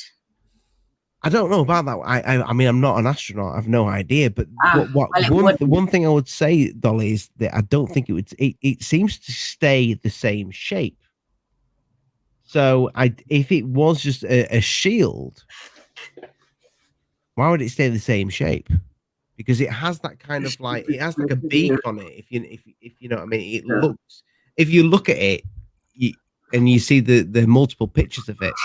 And when you go, like that, Ollie, you said a beak, so a bird, a sky bird, perhaps. Shh. I don't think it's a bird, but What flies? A sky bird. Well, look at the Egyptians. They had a lot. Yeah, of think about it now. Ancient technology. The Egyptians, they loved their sky Lee's just bird. looking at like, what the fuck is going on here? No, I'm listening. Lee, what are your thoughts on the ancient Egypts and the ancient alien theorist stuff? I'm not sure. I'm not talking about that guy that's on the ancient, the guy with the fuzzy hair. The What's aliens thing. Giorgio. Like you say, Giorgio, he's a beautiful man. But, he's beautiful, Giorgio. Yeah, he's a good-looking chap. I've always been like in the camp of I'm not convinced these things are extraterrestrial. I just think they're either older or like you think they've been on Earth a long time. Yeah, I think like the Atlantis theory that you were talking about. Yeah, no, you read some Graham Hancock stuff and things like that, and all these things point to the fact that we've been around a lot longer than we are led to believe we've been around for. And there's no reason that if we've been around for much longer and we've seen like cataclysms and stuff like that, there's nothing to say that at some point humanity hasn't been split at some point, with us land dwellers and then some other race that's, I don't know, maybe saved some of its technology before the cataclysm happened. See, the more and more people speak about that, and they speak about the ancients and a civilization that just disappeared. I mean, when you look at, did they disappear? Well, that's the thing, isn't it? Maybe they are under the ocean. Maybe they're on Mars. Well, if you look at the control that we're under on the planet and what's going on. Yeah, well, we have to be very careful what we say about that. Be careful. But did they disappear?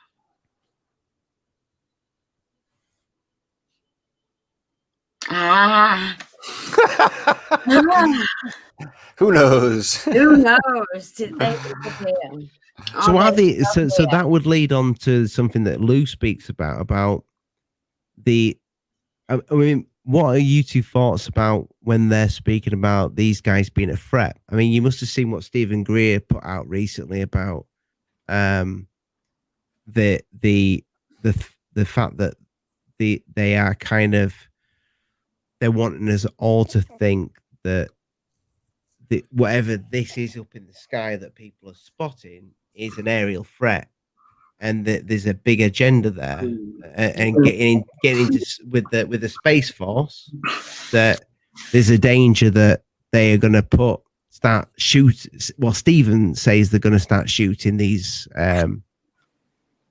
the species, whatever it is, whether it's something that's on Earth that's off into space to stay away from us. Stephen is saying that they're not a threat. We're the threat. What are your thoughts on that? I think that we are our own threat. I think I'm with Stephen Greer on that one. Yeah. I don't think they're going to harm us. No. Do you think they're pushing the aerial threat for a reason, or do you think that is just? It's all about money. The more fear they can put into us, the more funding they can get to protect us from our fear, which would be by getting more military, getting more Space Force. Don't worry, we got it all under control here, but we need funding. And by the way, these are going to come in, down from the skies, and they eat kids that are less than 7 years old every day. So we got to shoot them all down. We need funding. Come on, guys. That's kind of what's going on. I think that's where it's boiling down to, funding. So when the alien... There could be a lie hidden within the truth, basically. The alien invasion has always been presented as a threat for that one single purpose, to create fear so you can create funding and release some of all those money that are hidden around in the system. I think the threat is that the bad guys that are here just don't want to let go, and perhaps that's the threat. That they don't want to become one with the rest of the cosmos. That they want full dominance and control of this planet, and perhaps that's why they instill us with such fear and about an outside threat. Hey, Ollie, I wanted to comment on the threat thing real quick, because there was a timing where that narrative from that particular party about the threat thing, that changed. And that was right after the elections were known, and it was known to the intelligence community that the Afghan war was going to be ending at some point. And so there was this revenue stream for the defense industry that they knew was going to be shut off. And all of a sudden they're like, well, where can we make that up? Let's create an alien threat to bring that money back. And that's exactly, I agree with you, Thomas, what you said about it being about money. That's really what I think, that's what the timing is because if you look, it's not so much about the election, but about the fact that they knew that the war was going to be ending. And that war has made that defense industry a ton of money for the last 20 years. That's now getting cut off. You know, every single Hellfire rocket, every single minigun that fires a round, every single thing from an MRE to a roll of duct tape, those guys were making money on. And it's gone. It's going to be gone soon. So I think they're trying to replace it with this alien threat. But that's just my 2 cents. The only issue with that, with the idea of using it for funding, which I just thought about, would be if wouldn't a like foreign powers, be it like China or Russia or whoever, wouldn't it then be in a vested interest for them to go out of their way to debunk this, like the UFO narrative that's being put out by mainly by the US right now, is from what we're seeing, because it would be a quick way to make people not be on board with like pumping money into this, where it doesn't seem to be the case. So it's you don't get much out of China, but you get like little dribs and drabs, and then you get stuff come out of Russia, which seem to back up like the Tic Tac thing. You know, if it was just a US invention for money, I don't see them going along with it. Well, it's not the U.S. invention for money. It's the U.S. defense industry's invention for money. That's not the U.S. government. So that's different. But yeah, so those guys inventing it, they are probably working in cahoots with people in the defense industry in those countries that you named. It's just like in our country here, we've got Shell and Exxon are 2 different gas stations on the same corner, and one will list their gasoline at $2.99 a gallon, and the other will be $2.89 a gallon or something like that.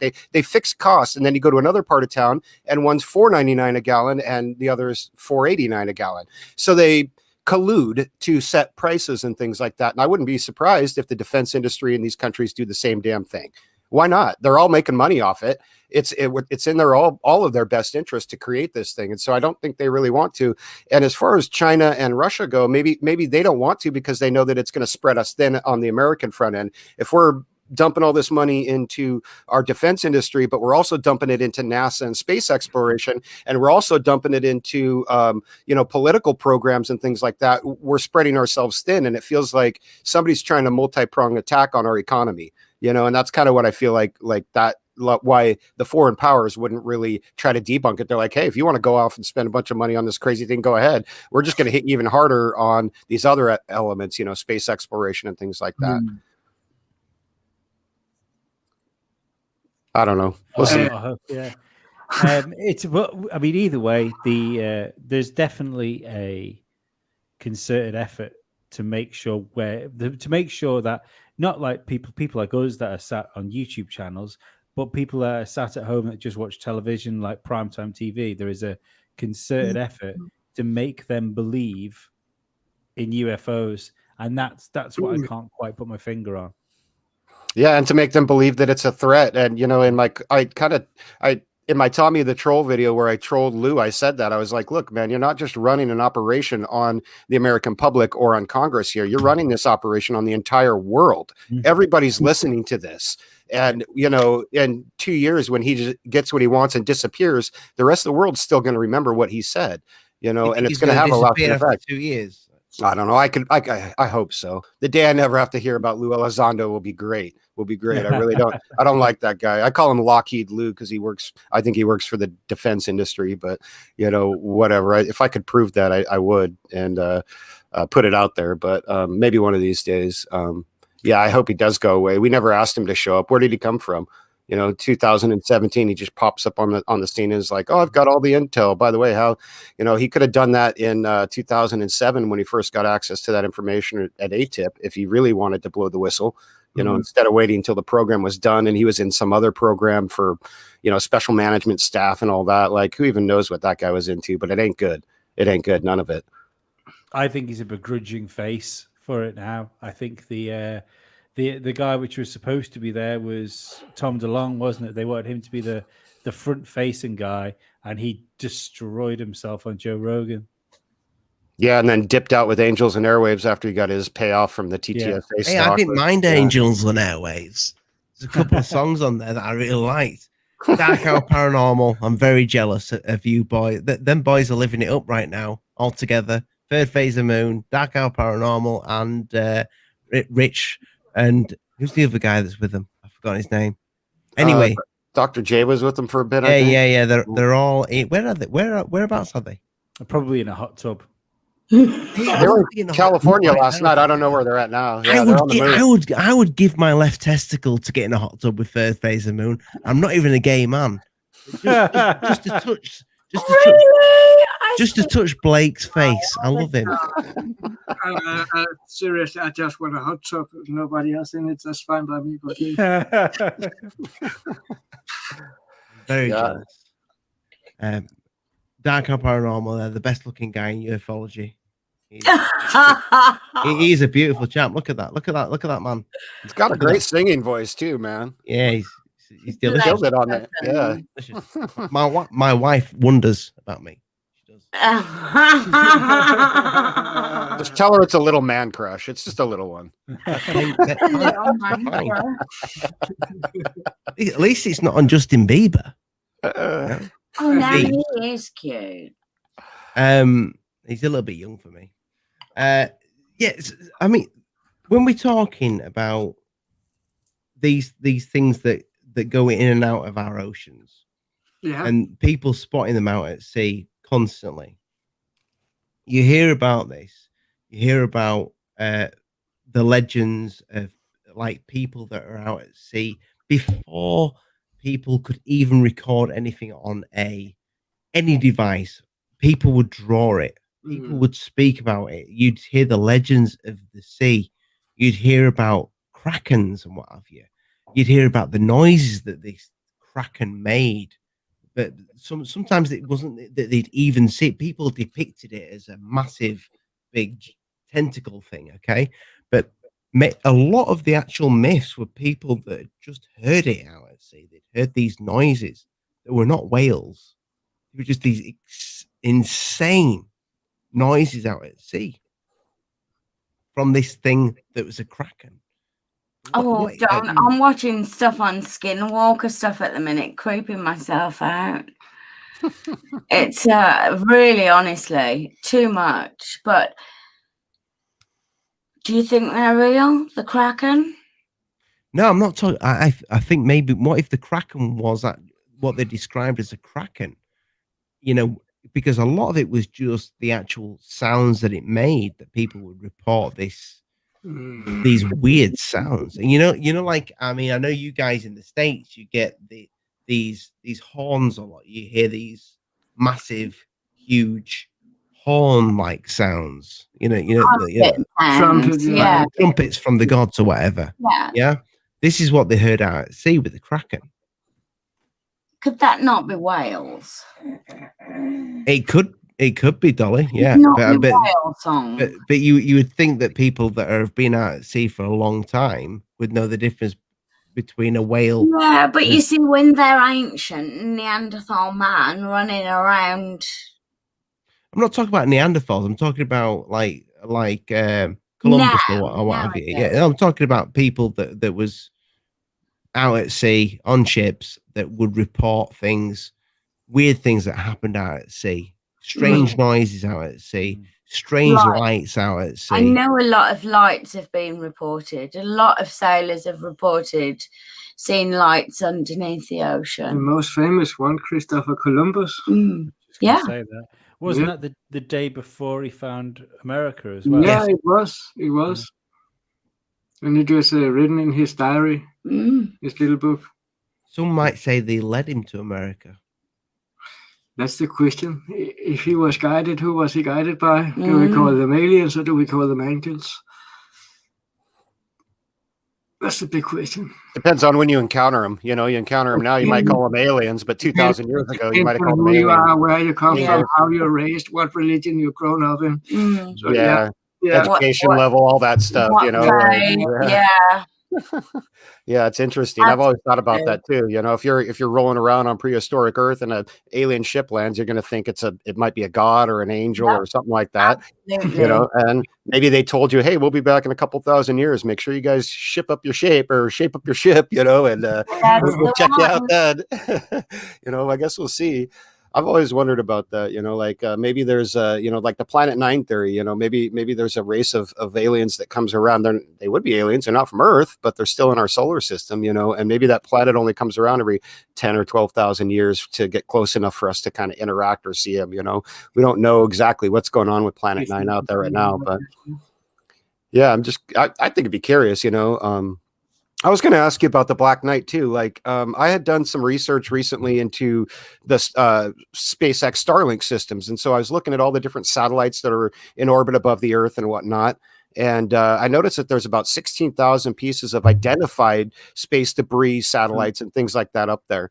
But NORAD does a pretty good you know, with their satellite systems, does a pretty good job of tracking all that. And I was wondering if you guys were able to discover if they had found anything new for the Black Knight, because you think if it's up there, they'd be able to track it, because they claim that anything over the size of a bread box, they can identify in low Earth orbit or within, you know, a few hundred miles of the planet or so. So did you guys discover any of that in your, or will you talk about that in your documentary? I don't want you to tip your hand on your show, but there has been talk about space debris, and as I said, it is amazing that NASA have actually cataloged so much space debris. Funny enough, I want to talk about a little bit around what you're saying. I want to talk about the I forgot the English word for it. Sometimes I have to translate in my head, and sometimes it really destroys everything for me when I lose just one word. What was I saying? About the debris? Yeah, about the debris. Yeah. Is this back to the Baltic Sea? A few weeks ago, there was a report from the Russian cosmonaut, and that reported he saw an UFO. It wasn't in news, and he actually recorded it, and that was posted on Twitter, and it was spotted. And he said we might have seen something UFO-like. That was.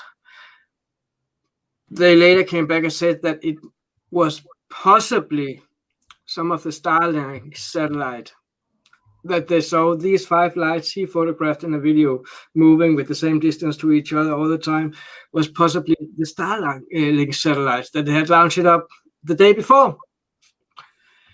And I'm like, okay, how can a Russian Roscosmos come out and say it's possibly a Starlink satellite when even Russia have the same as NORAD had a space debris radar, so to speak? Why can't people tell for sure what it is when they got all this fancy technology? It was first, later it was debunked as being urine dismissed from the capsule that was reflecting light. But again, we got all this technology. We can see space debris, but they can't tell us what we're looking at in real time. Jesus. Or they can, and they just won't tell us, because I think they know a lot more than they know what what this stuff is. You know, they know if they can track a piece of debris this big in orbit, then they can identify, they can typify or categorize all this stuff. They can say whether it's a natural structure or a satellite or an asteroid or something like that. You know, they're not. And I did some research into the NEO-SM project, the Near Earth Object Surveillance Mission, which was another satellite to grab bigger asteroids, things that were the size of a car or larger, an automobile. But if they've got that kind of technology, why don't we have like 30 of those things up there floating around telling us where everything is and everything? It seems like for planetary protection, we should, but also for the safety of our satellites, of our cosmonauts, our astronauts, and our space stations and things, we should be tracking all that stuff and getting rid of the stuff that doesn't need to be up there. And here's the big question: don't you think we already are doing it? We just don't know it. Yeah. Well, that X-47B can go up and snag a satellite out of orbit and capture it and bring it back down. They've been working on other types of projects, like a grappling hook to grab space debris and grab it in, and a net program and things like that. But yeah, I think they probably already are. Anything that's up there that they don't want up there, they probably just go and grab with that X-47. I don't know. I would. It's an idea draft. Yeah. What did everybody make of Branson? I know it's a bit off topic of the USOs, but what did we all think of Richard and Bezos going into space? Vulgar display of fucking fortune. Wealth. I know, like, what are those seats? 250 grand a pop. So one of those flights could fund, Thomas's expedition to discover the Baltic Sea anomaly, and here it is. And they're commercializing low Earth orbit. Like, I kind of, we talked about this a few years back when Bridenstine was in NASA. That was his big push. Like, commercialize space. Well, this is going to make it cheaper eventually. It's $250,000 a seat now, but at some point it might come down to 10 or 12,000. You never know. Yeah, you never know. Yeah, I don't see. I just can't see me going into space. In my lifetime for a thrill ride. It seems expensive, and again, like I said, why waste the money if you could apply those things for better projects, like I just illustrated, like with trying to figure out what's up at the deep sea, a Baltic Sea anomaly. Why can't you, like, we see that money. I don't know. I'm not going to get into the whole capitalism thing, but it could be used better. And instead, it's going to be used to send people up to space for fun, for what, a couple minutes. What irritates me is these are the same people which want to fundamentally change the lives of everyday people on the earth, because we need to cut carbon back. We need to do things about climate change. But what we're going to do is make a load of lies up to make it sound like it's carbon neutral, and then use loads of fossil fuels to fire billionaires into the sky for a short trip. And that, to me, feels odd. A little hypocritical. Yeah.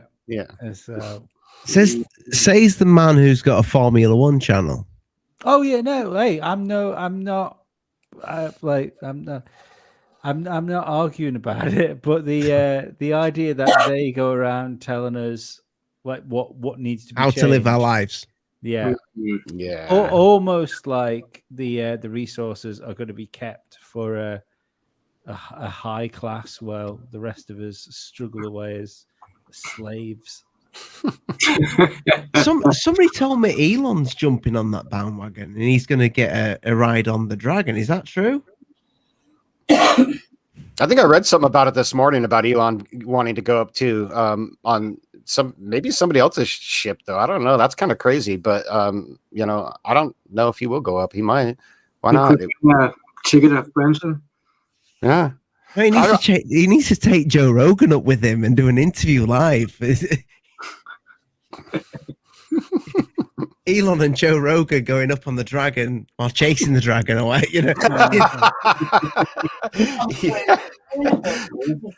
That's bad. Oh man. Oh, yeah. The thing is, I mean, the flat Earth community are having a bit of a field day with this, because they're saying, how come they're not showing more? I mean, if you watch Jeff, especially if you watch Jeff, anybody watch the Jeff Bezos go live? I didn't. I saw the Richard Branson one. I didn't watch Jeff Bezos. So when you watched, I watched it all. I watched both of them live, and Jeff's one. It was just a bit weird, because I mean this guy's he's absolutely who's more minted, Richard or Jeff? Jeff. Yeah, Jeff. Yeah. I think I thought Jeff was as well, but Jeff's just, to me, just the budget didn't seem there. I'm watching this thing shoot up into space, but where's the camera on Jeff? I wanted to see Jeff sat next to the 90-year-old lady and watch her screaming as it's going up. But I didn't see any of that.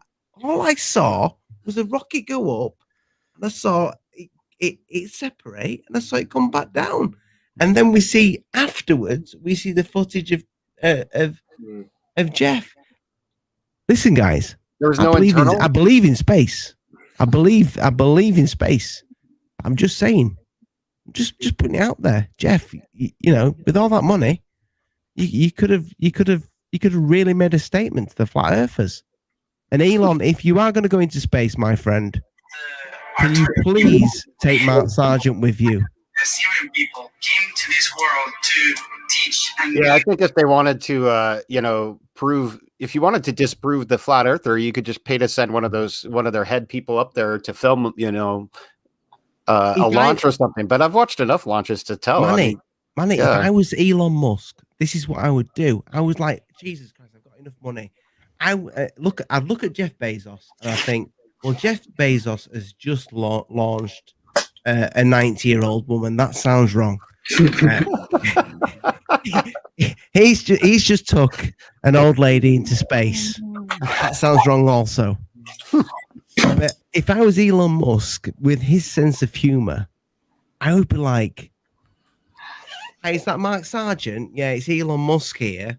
You know, I'd like to take you to space, my friend. How do you like them fucking apples? Right. Now, I haven't interviewed two different flat earthers. I know they're a feisty bunch, so I'm not going to upset them. But I love them. I'm not a flat earther. But what I do think's weird is that in the modern world, what can be filmed in high definition is filmed in high definition. And I don't understand why the footage we get of these things in space is always fucking rubbish. You look at even the Elon Musk thing when he sent that car into space, even if you take out, you could tell it's so real because it looks so fake. Yeah, but if you take that out, he said it was a car straight off the show floor and sent up there. Right, how is that dealing with temperatures up there for a start? How is it dealing with the vacuum of space? Why did it seem to, when it ejected from the capsule, why did it still seem to be in the holding area that there's pictures of before it was sent up? Like, there's so many odd things with it, and it fuels flat earthers because every time one of these things happens, there's something that's unexplainable about what's going on. Like a mouse. Like a fucking mouse. Like a mouse that runs along a booster. Yes. Yeah, I saw that too. Yeah. It wasn't a mouse. I honestly can't debunk that it's not a mouse. No. It's pareidolia at its best. I love that piece of footage, though. But it changes direction. It changes direction when it's supposed to be going 800 mile an hour in one direction. You watch a lot of those SpaceX launches, you'll see some crazy stuff flying by. And I've watched hundreds of those things, man, hours and hours and hours. And you'll see all kinds of, it's not explosive bolts, but little pieces of debris, ice. And you do see ice crystals. I know I hate to say that, but you do see them, and condensation Bubbles in and stuff. Space, man. Yeah, it's interesting. Like I think one of the last SpaceX ones I watched actually had an in-tank camera to show you the fuel level with a microphone pickup, and you hear the rattling. Like you can hear kind of what's going on when this thing's flying up into space, and you're like, wow, okay, like there's a lot going down there, to see the liquid oxygen or the hydrogen in the tanks and stuff. Like, but it sounds like a construction site. You hear like steel cables, like that, the kind of twang of like steel cabling and metal flexing and stuff, and it's not at all pretty and solid like it seems. It's a lot more kind of grab your butt, here we go type of a feeling, I think. This is the thing, though. This is the point I'm making. These rich guys, they need to launch the average Joe into space. The guy that's kind of like questioning stuff. Just say, there you go. So he can come back and go, you know what? I was a bit of a bell end. I got it wrong. I don't think it'd help though, would it? Because I don't think you'd see the curvature of the Earth from that altitude. I don't think that goes high enough to see the curvature of the Earth. What, the one that Bezos? Yeah, I don't think so. I can't remember how high it goes, but I think it does. I don't think it does. I think you can barely see it from the. Is it the? What's the plane called? The. Oh, I know which one you mean. The one that The spy takes off. plane. Is it a U-2? Well, is it the one that takes off from the edge of the wing? Yes. Yeah. Is it the B2? No, not B2. That's what I thought it was, but that's a bomber. Yeah, I don't think the commercial flights would be high enough. You definitely see them on the SpaceX launchers when you get up to, I think the 12 or 13 kilometer range. You can see the whole, everything from the exterior cameras. Yeah, and those are something that I always, like whenever somebody asks me about flat Earth, I'm like, well, let's go watch one of these 8-hour live streams where they actually stream the whole dang mission, and we'll talk about that from different camera views and things like that. Could that stuff be faked? Of course it could be faked, but the amount of footage that's out there from all the different space agencies, whether it's ESA, JAXA, NASA, any of them, I just couldn't see all that being coordinated and fake. That would be a global conspiracy on a level that I just don't think human beings could orchestrate. They just, it would come out and somebody would leak. But on this computer here, I've got probably, I ain't got a terabyte, but I've got I must have about 300 gigs worth of stuff, video footage from NASA, pictures from NASA when I was absolutely obsessed with NASA before I even started the YouTube channel. I don't know if it's on here. And there's a lot of that I will look at and I'll think, something wrong with that. Here's a terabyte and I got 4 more of them. That's only Mars. Is that all Mars stuff on there? Yeah. Love it. I love it. I got a terabyte of UFOs on my backup drive right here. I know what you guys are talking about. we can switch. I started to have my suspicions with a lot of, and I questioned a lot of the NASA stuff, but for some reason I have this kind of I don't know if it's because I like the man, but I have this thing about Elon Musk that he's in it for the greater good, and he's taking people into he's doing these cheap flights. He's trying to make it cheaper and cheaper. He's trying to launch a piece of tinfoil into space shaped like a missile. But I think this guy, to me, seems like the trustworthy guy because he's the face of it. He's the face of SpaceX. Who's the face of NASA? Who would I look at NASA and go, that's the guy. That's the face of NASA. JPL. It's not a phase. Yeah. It's an organization. Do you know what I mean, though?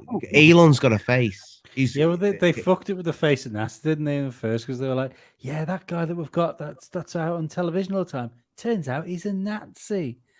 So they rethought it. Yeah. But here's the thing with von Braun, if that's how you pronounce it. What Greer was saying with what's her name, Lee? What's your girl's name? Carol Rosen. That's the one. Oh, yep. He said that on his deathbed, he told her that the next thing that would happen would be the false flag alien invasion. Do you believe her? I know we've gone off a tangent, but we're what 2 hours in now, so invasion. Isn't it already going on? That's what's happening now. Yeah. I tend to agree with what he said. Yeah, it makes sense, and everyone has people have kind of said like, well, why would he say that? And if you've ever talked to an old military guy like that who's been in the thick of stuff or seen them in kind of their last days here, people tend to look at things a little differently when they know that they're that they're dying. I hate to say it, but von Braun probably had a lot of remorse and guilt about things and was trying to tell Carol Rosen something. If that whole statement's true, it's not documented, and I like to think it is, but it sounds accurate because he probably would have known. I mean, he was working with those people to, in the rocket program. He would have known those players involved. He probably saw the writing on the wall and knew what they were going to do with his stuff. I don't know if the guy was no saint, obviously. I mean, like you mentioned, he was in the Nazi party and was responsible for the creation of the rocket. But he lived there and he was an intelligent man. So was that his fault that his leaders were? No. I don't blame him for. I don't blame him for that. I don't. Politicians take control of troops and technology and do what they want with them. Like you don't blame him any more than you would a foot soldier who's out following orders. Like they're just kind of doing what they need to do to get by. But it does stink. But the ends justify the means. I don't know. I mean, like we look at where those rockets were used. They were not just used here for space exploration, but they went into our ICBMs and then were used for weapons as well. So how can we look down on him for creating a V2 rocket for Nazi Germany when they made the intercontinental, the ICBMs for us? It's the same damn thing. But yeah, we wouldn't be where we were today if it wasn't for him. I mean, I can say that, like the guy made some huge changes and some huge contributions for space and for the world. Everybody uses that technology now, whether they want to admit it or not. But if you're going to space, you're going to be using something that he helped create at some point. So we're still using something from 19. What was it? 90. When was the first Saturn done? The Saturn. I'm not sure about the exact date. The 60s, wasn't it? Or maybe it was the 50s. 60s, in the late 50s. I know the technology was actually before that, but the technology that took us to the moon, that's what Elon's going to use. That same technology he's going to use to get what's it called, Starship, with the who's going on it now. He said, you know what, anybody can buy into this. One guy bought into it, a man, I think he's either from Japan or China, I'm not too sure on that one, who is a designer, and he's bought every single seat on that. If I was Elon Musk, I would have said that's not allowed. I want multiple people to go on because there's a massive, whether we want to admit it or not, there's a massive distrust on this earth when it comes to do with anything to do with space. And I don't think any of you guys on this chat right now can say that you hand on heart trust any of these massive space industries. Did anybody see that orb that flew past? I saw it. Yeah, that was the speedy little fucker. He flew by mine about 5 minutes ago, man. He's just going all the way around the world. But what I'm saying is Elon's going to take Starship. It's called Starship, right? But it's Starship, isn't it? That's what he's calling it. Yeah, the Starship. He's going to orbit the moon with this guy who's bought every single ticket. One guy who's bought every single ticket. I hope that's the free market. I mean, I'm just putting that out there. I just think it's a little bit. I have my suspicions. I really do. I have my suspicions when you look at some of the ISS footage. Be careful, Lee, what we say. We can have suspicions. We can speak in code, but we can't. I think the ISS is all right, isn't it? That sort of stuff. Yeah.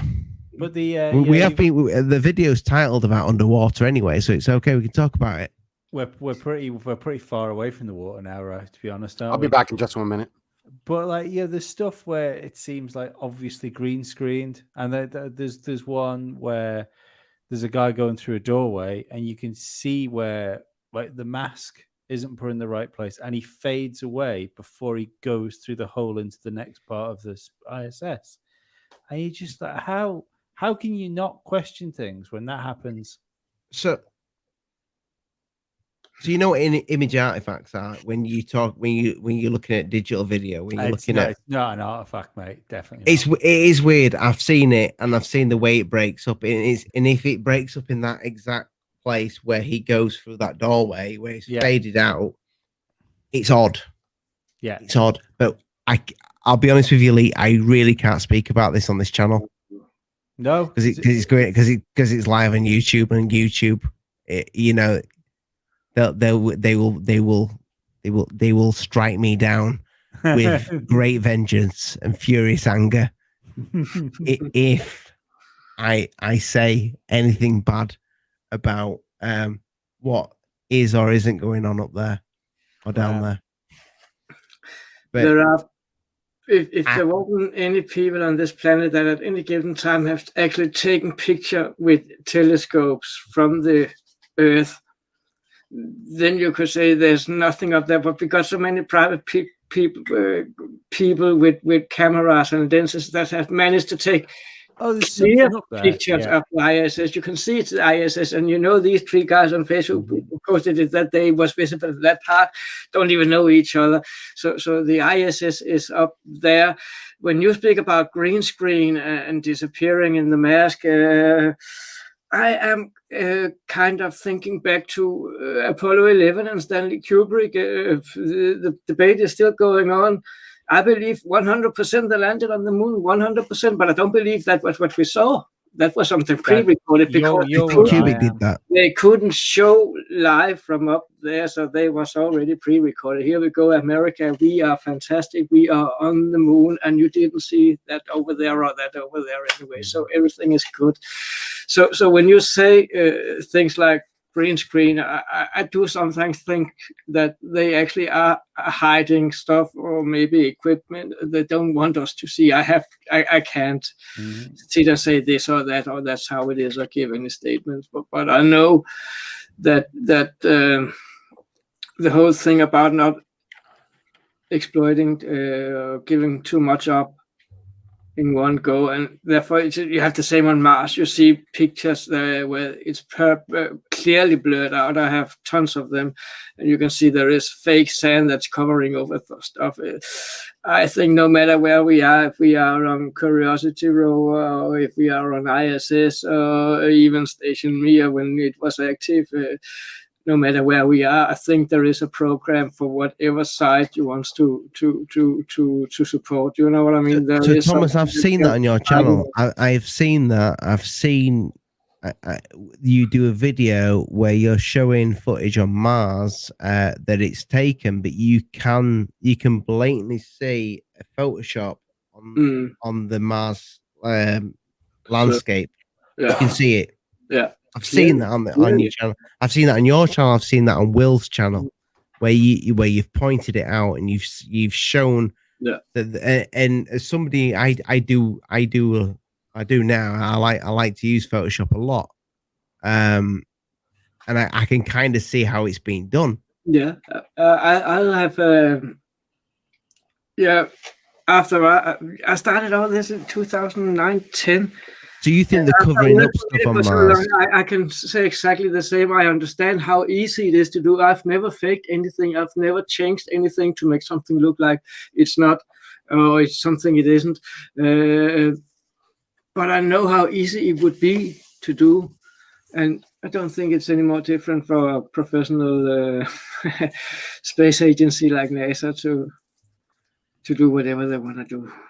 They talked about that in the 2001 Disclosure Project. I think it was actually Carol Rosen who talked about it while she was at NASA, that there was she had visited a room and there was a guy in there whose job it was to smudge stuff out of photographs for NASA. And this was that was Donna Hara, and the guy in there was Ken Johnston. Ken Johnston is my good friend. I've talked to Donna Hara about the exactly what you're talking about. We have an interview. Didn't Dolly interview her? Have you interviewed Donna Hare? I think so. Yeah. I don't think you have. Have I? I remember hearing something. I think it was when me and Dolly were speaking in the interview that I did with Dolly about her. But yeah, so they was covering. Sorry, Manny, you were saying about the covering up. She was Donna Hare was the woman that was working with it. Yeah, as she said. She was And Carol Sue Rosen worked with Johnny Mack. He was for the alien abduction doctor. He removed the implants. Wow. Yeah, and Carol Rosen was his assistant. So along those lines too, some of the photoshopping that you might see is from stitching of two different images together. I've noticed that on a couple of images where they'll take multiple camera images, like on the I forget what it's called. The long arm. It's the arm on Perseverance that's got the camera on the end. I caught an image like that too, where I had this strange line on the ground, and I was like, "What the heck is that?" It looks like something's pushing up out of the dirt, like a piece of metal or something. But it wasn't. It was just a shadow of like the line of the two images where they put them together to overlay the two to make one composite image. And sometimes you will see those in these because they do like Perseverance uses a multitude of cameras to stitch together imagery. It depends on what type of photos it's taken. But it's good that you're catching all that and cataloging it, because some people will catch that and they'll be like, "Oh my God, look, it is." You know, it's like it's CGI, and sometimes it is, but it's like we're talking about. They're stitching together two images to make a full composite. You know, just like the same way Google Earth makes a round sphere of the Earth. You know, like it's the same kind of thing. Same, yeah, it is, yeah. I think with this, when we're talking about NASA and the imagery they show in space, when we actually look at the imagery in our own ocean, the only good imagery you see in our own ocean is on like documentaries. You don't see a lot from the general public that's just showing stuff, weird anomalies that's going on underneath the sea. And I think the main reason is because of the pressure. You can't get down there. You know, I can remember being on holiday, just going under the water, and I could feel my head as it got so far down, it felt like my ears were going to explode. So you know, it's the general public is not, in terms of cameras and stuff. We're only just beginning there. I mean, you spoke about these little submarines that we were talking about with the Baltic Sea anomaly, to get something to go down there.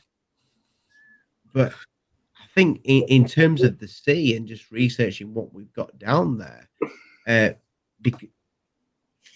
in terms of the public, it's very new. In terms of scientists or NASA or whoever's doing it, you know, maybe there's a lot of footage that we haven't seen of stuff that they say that we haven't looked into the oceans. We've looked into space more than we know more about space than we do our own oceans. I'm calling bullshit on that. Yeah. I'm saying that they will have, if they think that there is something down there, if going back to what Lee was saying earlier about civilizations that maybe are down there, or what if it's aliens that are down there? Yeah. If NASA does think, or if whatever company is in control of any of this, if there's one company that, one, whatever you want to call them, that have the power to get to the moon, that have the power to put things into space, if they know that there are extraterrestrials, I guarantee they have searched more of the ocean than what they're telling us. Yeah, because they will have gone looking, because that is the best place that these little green bastards could hide. Well, imagine though. Do you think our militaries probably already have? I mean, with their nuclear That powered sounds submarines, racist. That green like bastards, doesn't it? I just realised. The grey, not green. Sorry, guys. Cosmic citizenship, fellas. And speaking of submarine and nuclear, what happened to Kursk back in the 90s, and why is there still debating? However, it was an explosion that was caught from the inside or the outside, and why was it all covered up? So is there more to our oceans? And a nuclear submarine like Kursk had a mission that probably wasn't a friendly mission or used to unfriendly purposes. Was somebody just telling us that we are way ahead of you, humans? Please calm down, or was it an accident? Mm-hmm. What happened? Did that sub go down? Is that what you're talking about? Was it a Russian sub that went down that was There was a Russian nuclear submarine that exploded basically and was gone for a few days before they found it, as for what I know. And they actually brought it in with a giant ship and crane and sawed it over in two. They had to saw it in two before they took it up. They had the ship and equipment to take the whole submarine up in two go. But according to them, they were afraid it would break in two, so they had to cut it off. I don't think they had to cut it off. I think they did it because they need to secure the nuclear supply on board, and they probably had divers and ROV in the water to do that also as well. Plus, I think that they wanted to see what was going on before the world saw it, so that was why we didn't heard about it for days and days and days. And when we finally saw the first picture, it was all covered up in tarpaulins all over. So I would say a modern ship like it was back in the 90s should not be able to explode from the inside. It was something from the outside that hit it. And with that technology it was carrying on board, there should be a defensive system that would tell them that something was about to hit them, and worst case scenario actually activate itself to protect itself from whatever would create a damage so big that the submarine could be lost. So something is not right with Kursk either. Yeah, those things shouldn't just crash like you say. They have extreme countermeasures and electronics to built in to make sure that doesn't happen. Yeah. They would know minutes before something was hitting them that it was on its way. I said it was Megalodon. Huh? Organic. Megalodon. If it was organic, like a sea creature, the Meg.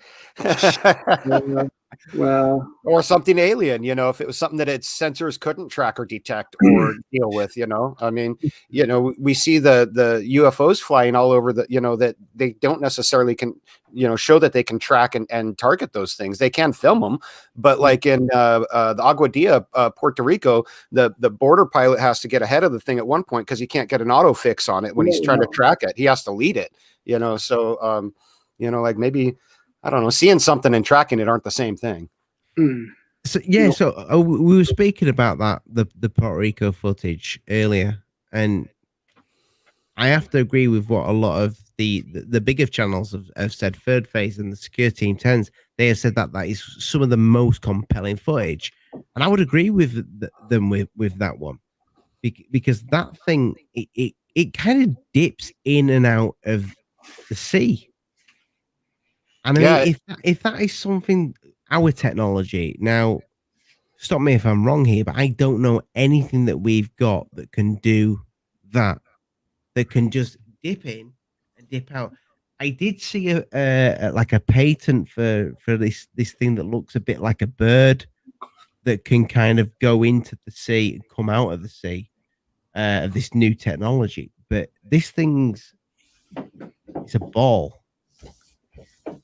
It's an orb of some kind. And it's moving at a good speed too, and it produced a radar signature on the ground-based radar stations there in Puerto Rico as well. So it had a cross section. It's not exactly, we're not talking. Did you have a video of that lined up? Yeah, I did a. Let me see if I can share it without. I think my internet connection seems pretty stable here now, so we'll try this. Guys, I got about 5-10 minutes left, and I gotta go again. That's fine, mate. Yeah, you get off, Thomas. The show's about to end anyway. We normally end it about this time, but I'll it's nice to meet you, Thomas, man. It's good to talk to you. Nice to meet you too, guys. So yeah, this is the one. This is the one that I absolutely love. This one. Yeah, this is Agua Dia, Puerto Rico, 2013. A Customs and Border patrol plane captured this footage on FLIR. I forget exactly what system it had, but it tracked the object coming up out of the water initially. And the object flies around the Rafael Hernandez Airport and actually buzzes right over the runway where there was I think it was a UPS plane that was on the tarmac getting ready to take off. And they had to delay his departure by 15 or 20 minutes because of this thing. There is the SCU did a report on it, about a 200-page report on it, which is damned amazing. They break it down and show that there was no video tampering. It's an authentic video, all that sort of thing. They estimated the speed at, I think it was 30 or 40 miles an hour, and this thing was flying over the city. at about 200 feet. I remember that footage. Yeah, and at the end it'll go down into the water and slow down, and then it shows like it almost breaks into two objects at once, and then it's really strange. We'll see that at the end of this. Here's where that's the runway right there that it just crossed over. Yeah. But the fact that it pinged on the radar and stuff is just amazing. Look how low it is too. It's like flying around those houses and all that. It looks like it's flying in between the houses. I believe it did actually. In a couple of the frames, you can see where it looks like it goes in between the house and the power line, and then the house and the trees. So it looks like it was at a low altitude. Mick West told me it was a bird. Oh yeah, it wasn't a Chinese paper lantern or whatever. There is a hotel a couple of miles up the beach where they do release paper lanterns, and I think a lot of people had said it was that, but again, I don't know how a paper lantern would move horizontally and even then go down and up. Like those things generally, yeah, they follow the wind. Yeah. Here's where it's dipping into the water, though. You see that? You even see the splash there, don't you? There's even like a splash of water when it went down. I don't know if there is or not. It's hard to tell. Yeah, splash, but it's hard to tell. That's the kind of footage. Normally, if I was looking at it, I would put it into my little editor and slow it down, and I would probably just there was something there. Get a little bit more of it. Yeah, that's where it splits. I did slow it down in my review. I did a couple of different little slowdowns on it, but it's still only, I think, 25 FPS footage base to work with. That's all you got. So, yeah. Or it might be 29. I'm not sure. I'd have to look at this one. But you see, the thing circled all the way around and came back to almost where it started. That's the weird thing. Did you have another one for us, Manny? Did I what? Did you say you had another one for us? Another clip? You brought a few clips. Oh yeah. Earlier. This is another USO that I had featured a couple of, I don't know, maybe last month in one of my UFO videos. Okay, so this one that you're about to play, if it's the one I'm thinking of, I know what this is. It blows up. Yeah, that's how you record. I know what that is. This is sneaky. This man is sneaky. I'm glad Thomas is here though, because he can tell us. Because I thought it was a dive light. I thought it was a high lumen diving flashlight. It is diving lights. It is. But what's happened here is I got fooled with something that was put out from Close Encounters of the Fifth Kind, which I don't think Stephen Greer actually realized what he had in the show, but Osvaldo Franco showed me a clip of one of the UFOs that he has that goes to a triangle, and then I got a separate clip afterwards sent to me from Osvaldo Franco, and it shows it in full. And then you can see as the image, as the video goes on, it's skydivers. This is it's somewhere you can find it. I saw this this is recent, isn't it? Quite recent. Yeah. Maybe 6 or 8 weeks, I think. They cut this and they cut it exactly there, and they did it for a reason, because then you start to hear people speaking about the divers. And they had that is diving light. Mm-hmm. Yeah, that's really what I thought it was too. 100% that is diving light, because there's a longer version to this video that was cut. He even said it's interesting. It's interesting that this happens, and this is the problem. Yeah, this is the problem because that same thing. If I saw that just like that, yeah, I'm with you all the way. That is weird. But that is diving. That is divers. Yeah, I told a story in the UFO video where I said, when I was a kid, one of the neighborhood guys was a scuba diver, and he would come out on the 4th of July with his dive flashlight and shoot the lights that were on the telephone poles to turn the lights off so we could blow off fireworks in the dark. And that's how bright those underwater spotlights are for diving. They're super bright. Mm-hmm. And in fact, I showed a video where another guy was diving with one of them just to illustrate how it looks green because of the salt water and all that, and the ocean water and whatnot. But that's kind of what I thought that one was. I sent Ollie a video just before to play. Have you guys? Yes, I'm just bringing it up, mate.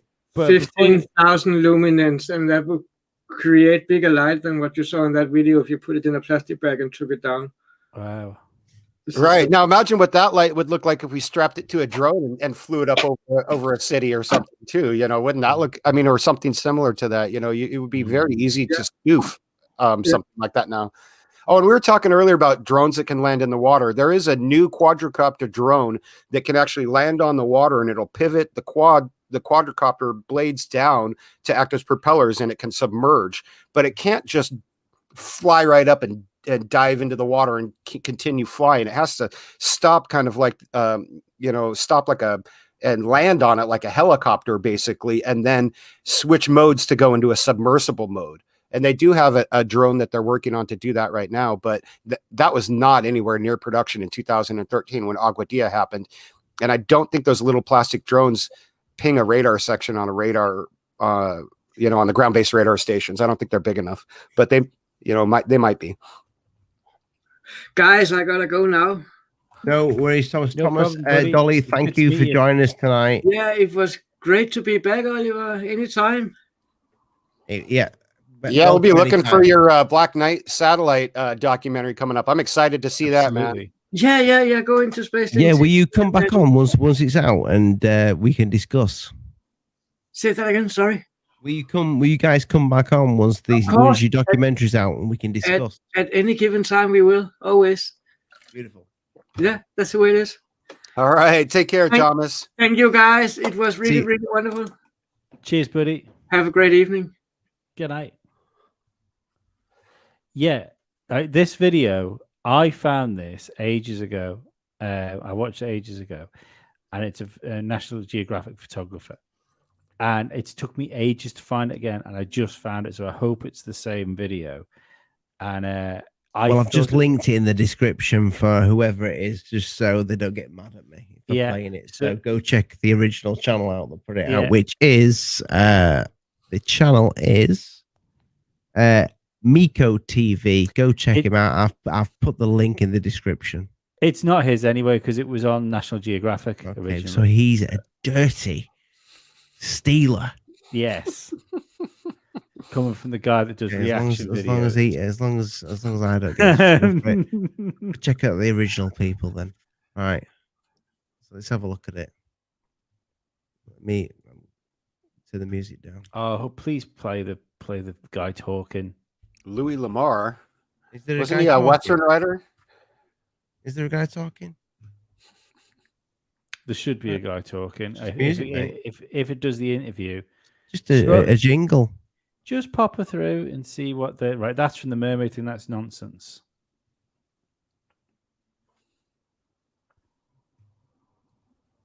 Oh, is it not the one? There was an interview with the guy. No, it's not. Lee, is it? Lee, Fuck it. You just sent me some random shite. I did. At least you've helped hit up his channel. Miko TV, Lee, is that your alt channel, like your sock puppet channel? No, but it means I've got to keep looking.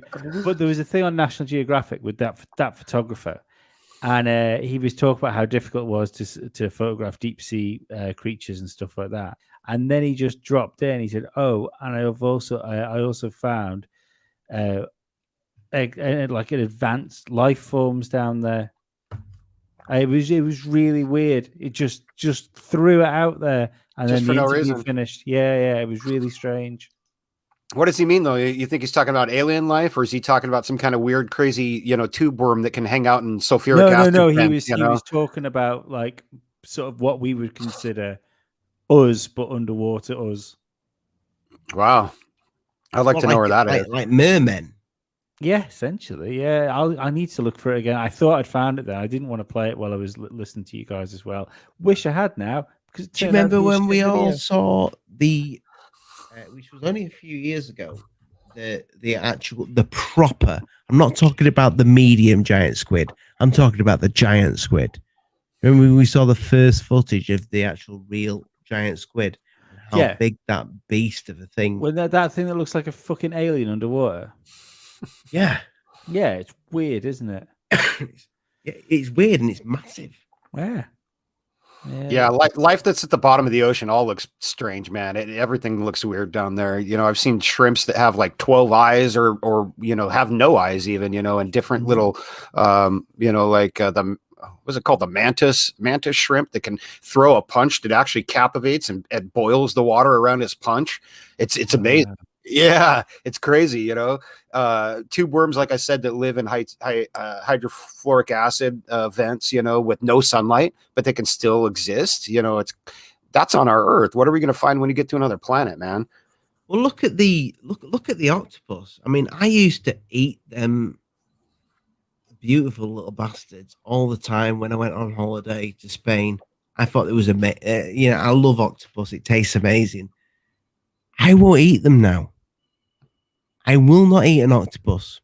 And I'll tell you the exact reason why I won't eat it. Have you ever seen that video on YouTube of that man that picks up that little octopus that's been washed up? He puts it into the water. That little guy comes back and it gives his leg a little hug. Oh yeah. Yeah. Yeah. It blatantly does. But then it's not just for that. After seeing that, I thought, right, I need to research octopuses. And I did see, I think it was Tyler from Secure Team put out there a video about octopuses being the closest thing to an alien that we actually have on this planet. And that was an interesting video that he did about that. But the octopus itself is extremely intelligent. Extremely. These things can problem solve. But tasty as fuck. Yes, they are with a bit of lemon and pepper. Tempura fried. I don't know, man. I won't eat them anymore. Honestly, I will not eat them. Yeah, and I find them delicious as well. Yeah, same as squid. And saying that pigs are smart. Yeah, and I love a bit of bacon and a sausage. Oh, imagine how nice humans taste then. Well, apparently it tastes like pork. Well, we've just said, we taste like a hybrid of chicken and pork, I've heard. The only link we've got now is there's a link between intelligence and being fucking tasty. So the smarter you are, the better you taste? Must be. Is that it? That's what the reptilians think, anyway. Oh, I'm off to get myself some fucking dolphin. We're all screwed. Maybe David Icke's right about them. They're eating us. Yeah, maybe it is like that Jupiter ascending and they're just waiting to harvest the crop, you know, like who knows? Well, boys, we have been going for 2.5 hours. It's late. And I need you guys have. I got here half an hour late with all my technical difficulties, you know. I'm still fresh as a daisy. There you go. No. But it's been emotional. Manny, what are you putting out next for the people? And where can they find you? You can find me on Twitter and YouTube. Twitter, Real Area 503. YouTube, just at Area 503. And I will am working on my Alien Dance Party stuff, which is alien dance music and dance videos to just hang out and listen to while you're cleaning the house, or come out and listen to the premiere and the live show and just do a chill and chat while we listen to some dance music. So that's kind of fun. And it's all original music that I've been working on. Creating myself, which is a lot of fun. I've been doing that for a couple months now, and I just have a really good time making music. It's so much fun. For somebody who's never actually picked up an instrument before, that might seem a little contradictory, but I guess you have to see it and listen to it to see what I'm talking about. So that's what I'm doing now. And I think that's about it. All my other science and tech stuff on the YouTube channel, where I do my regular UFO sightings and things like that, but I'm trying to throw in some more creative things into the mix too. So that's where I'm at. Fantastic, mate. Go check out Manny. He is in the description, Area 503. And Lee, go check out my friend Lee and go badger him. Go badger this bearded warrior, ginger bearded warrior next to me. Go badger him and tell him to do more videos about UFOs and ufology, and get him to watch them live with Susie, because she hates this shit. She does. Yeah, she's much happier to watch music videos. But the more stuff. Obviously, I do music reaction videos most of the time. I'm liking the reaction videos, mate. I am as well. I'm not enjoying like uploading a load of videos, then having to wait 5 days for the copyright claims to fucking sort themselves out. Is that what you have to do? Yeah. So, and then I uploaded 3. I've been waiting for them to for the copyright thing to claim, so I can start popping them up. And then they were cleared today. I clicked the video to watch it, and somewhere between me uploading it and it going to the YouTube, the file shit the bed. So I've got to start the process again.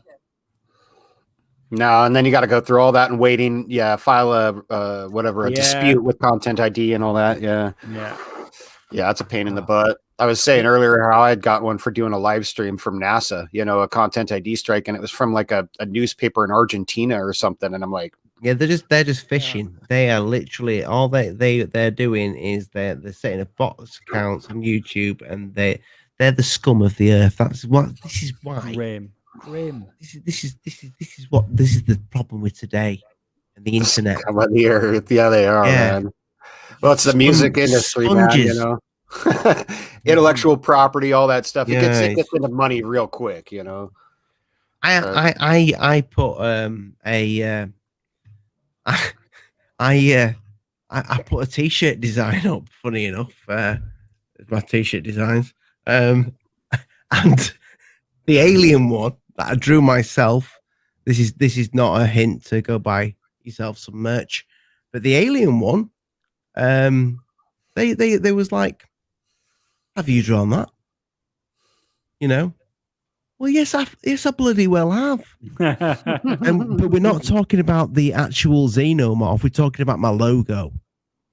They tried to strike me. Not strike me. They tried to take my designs down of the middle one of my actual logo because they said that I had not done it. Well, and I'm like, but they had no problem with the xenomorph. That's weird. That's really weird. Maybe you accidentally hit the nail on the head. Yeah, I wonder if you got caught in an automatic algorithm or something. Yeah, you never know. Odd. I am going to do more designs, by the way, not just 3.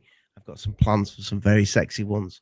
But boys, thank you so much for joining us tonight. Thank you for inviting me again. I may be doing a show on Tuesday night with a very special guest that I can't speak about right now to anybody. Is it Voldemort?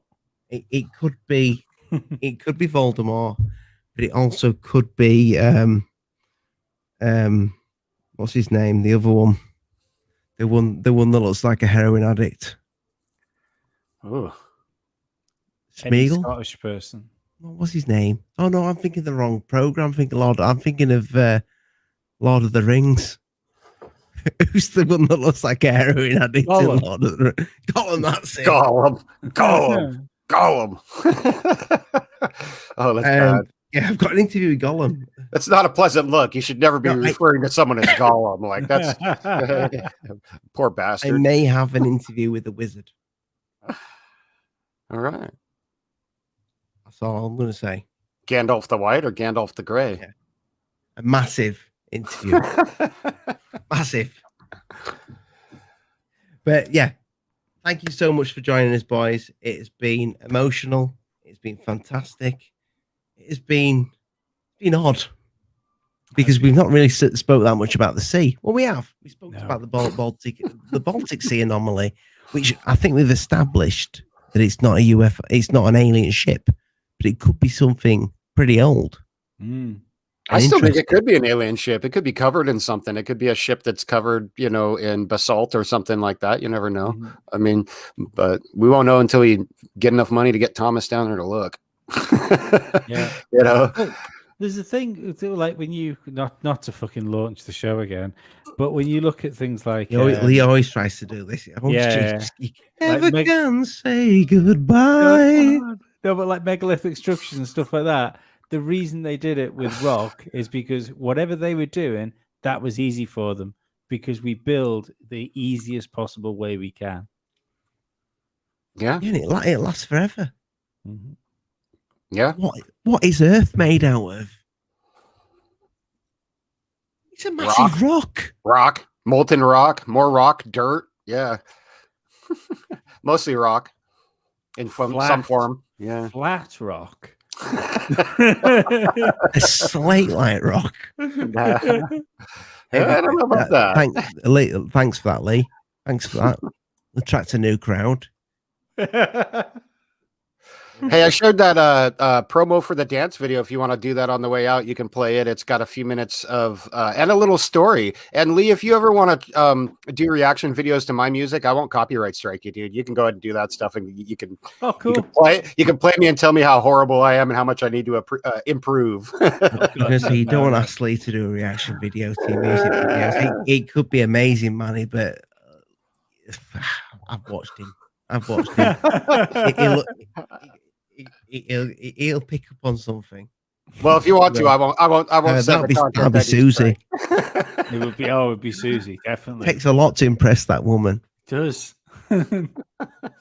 Right, let's play this, and then I'll come back to you fellas in a moment. But good night, God bless people. Mind the bugs don't bite. I'm Alien Addict. Check out the links for the guests in the description, and I will be doing a show at some point next week. I know it's not regular, but I'm not a regular guy.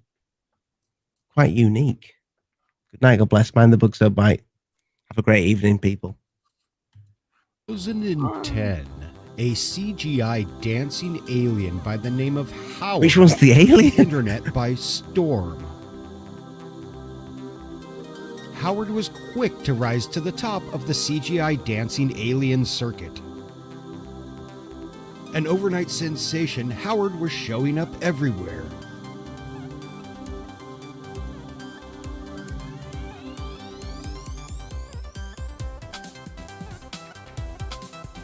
At the height of his internet fame, Howard found himself on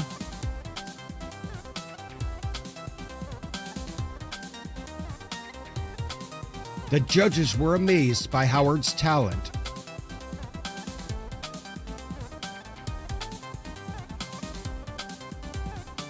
And so was the audience.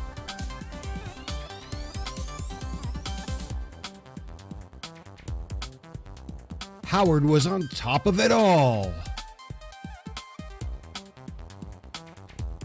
He even landed a few acting jobs in a couple of small budget films.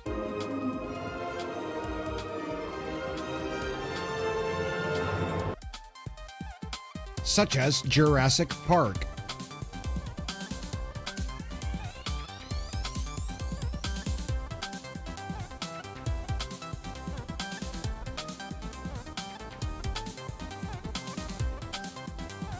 And War of the Worlds.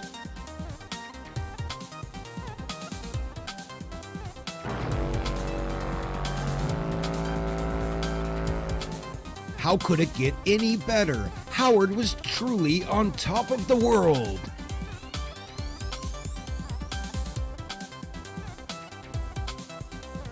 But even on top of the world, Howard felt a change in how people were looking at him. And he knew it was soon to be over when his agent booked him a job on the most popular creative piece in daytime television. Oh my gosh! Why was Mr. Krabs making all those beeping sounds? Could it be that he's a robot? Howard knew his 15 minutes of fame was over. And so Howard tried branching out to a foreign market.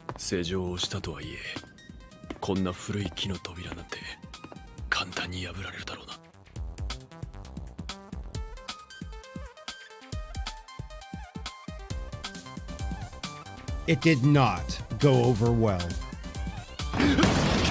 Howard was not discouraged, however, so he tried many things. Howard even tried online dancing for tips. It also did not go over well. This was truly rock bottom for Howard, and so Howard slid into a downward spiral binge of ice cream, pizza, and disco to cope. The final straw for Howard was when he was arrested for a home invasion, he was heard saying to the police as they led him away in handcuffs, "I just need money for one more slice of pizza." So where is he now? We caught up to Howard 11 years later in Portland, Oregon, and we did what anyone would do when they see a former celebrity down on their luck.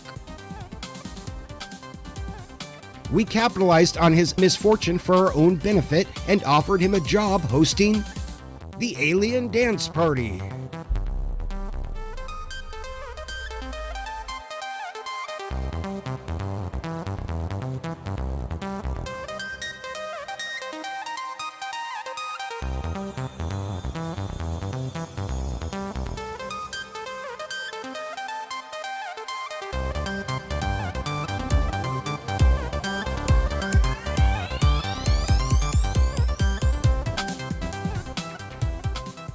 But this isn't just the same old Howard. We've taught him a few new tricks.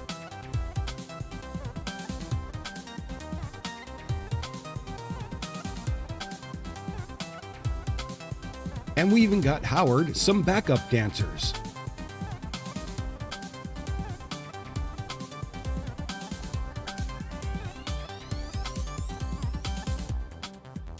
Featuring all original music by Manny at Area 503.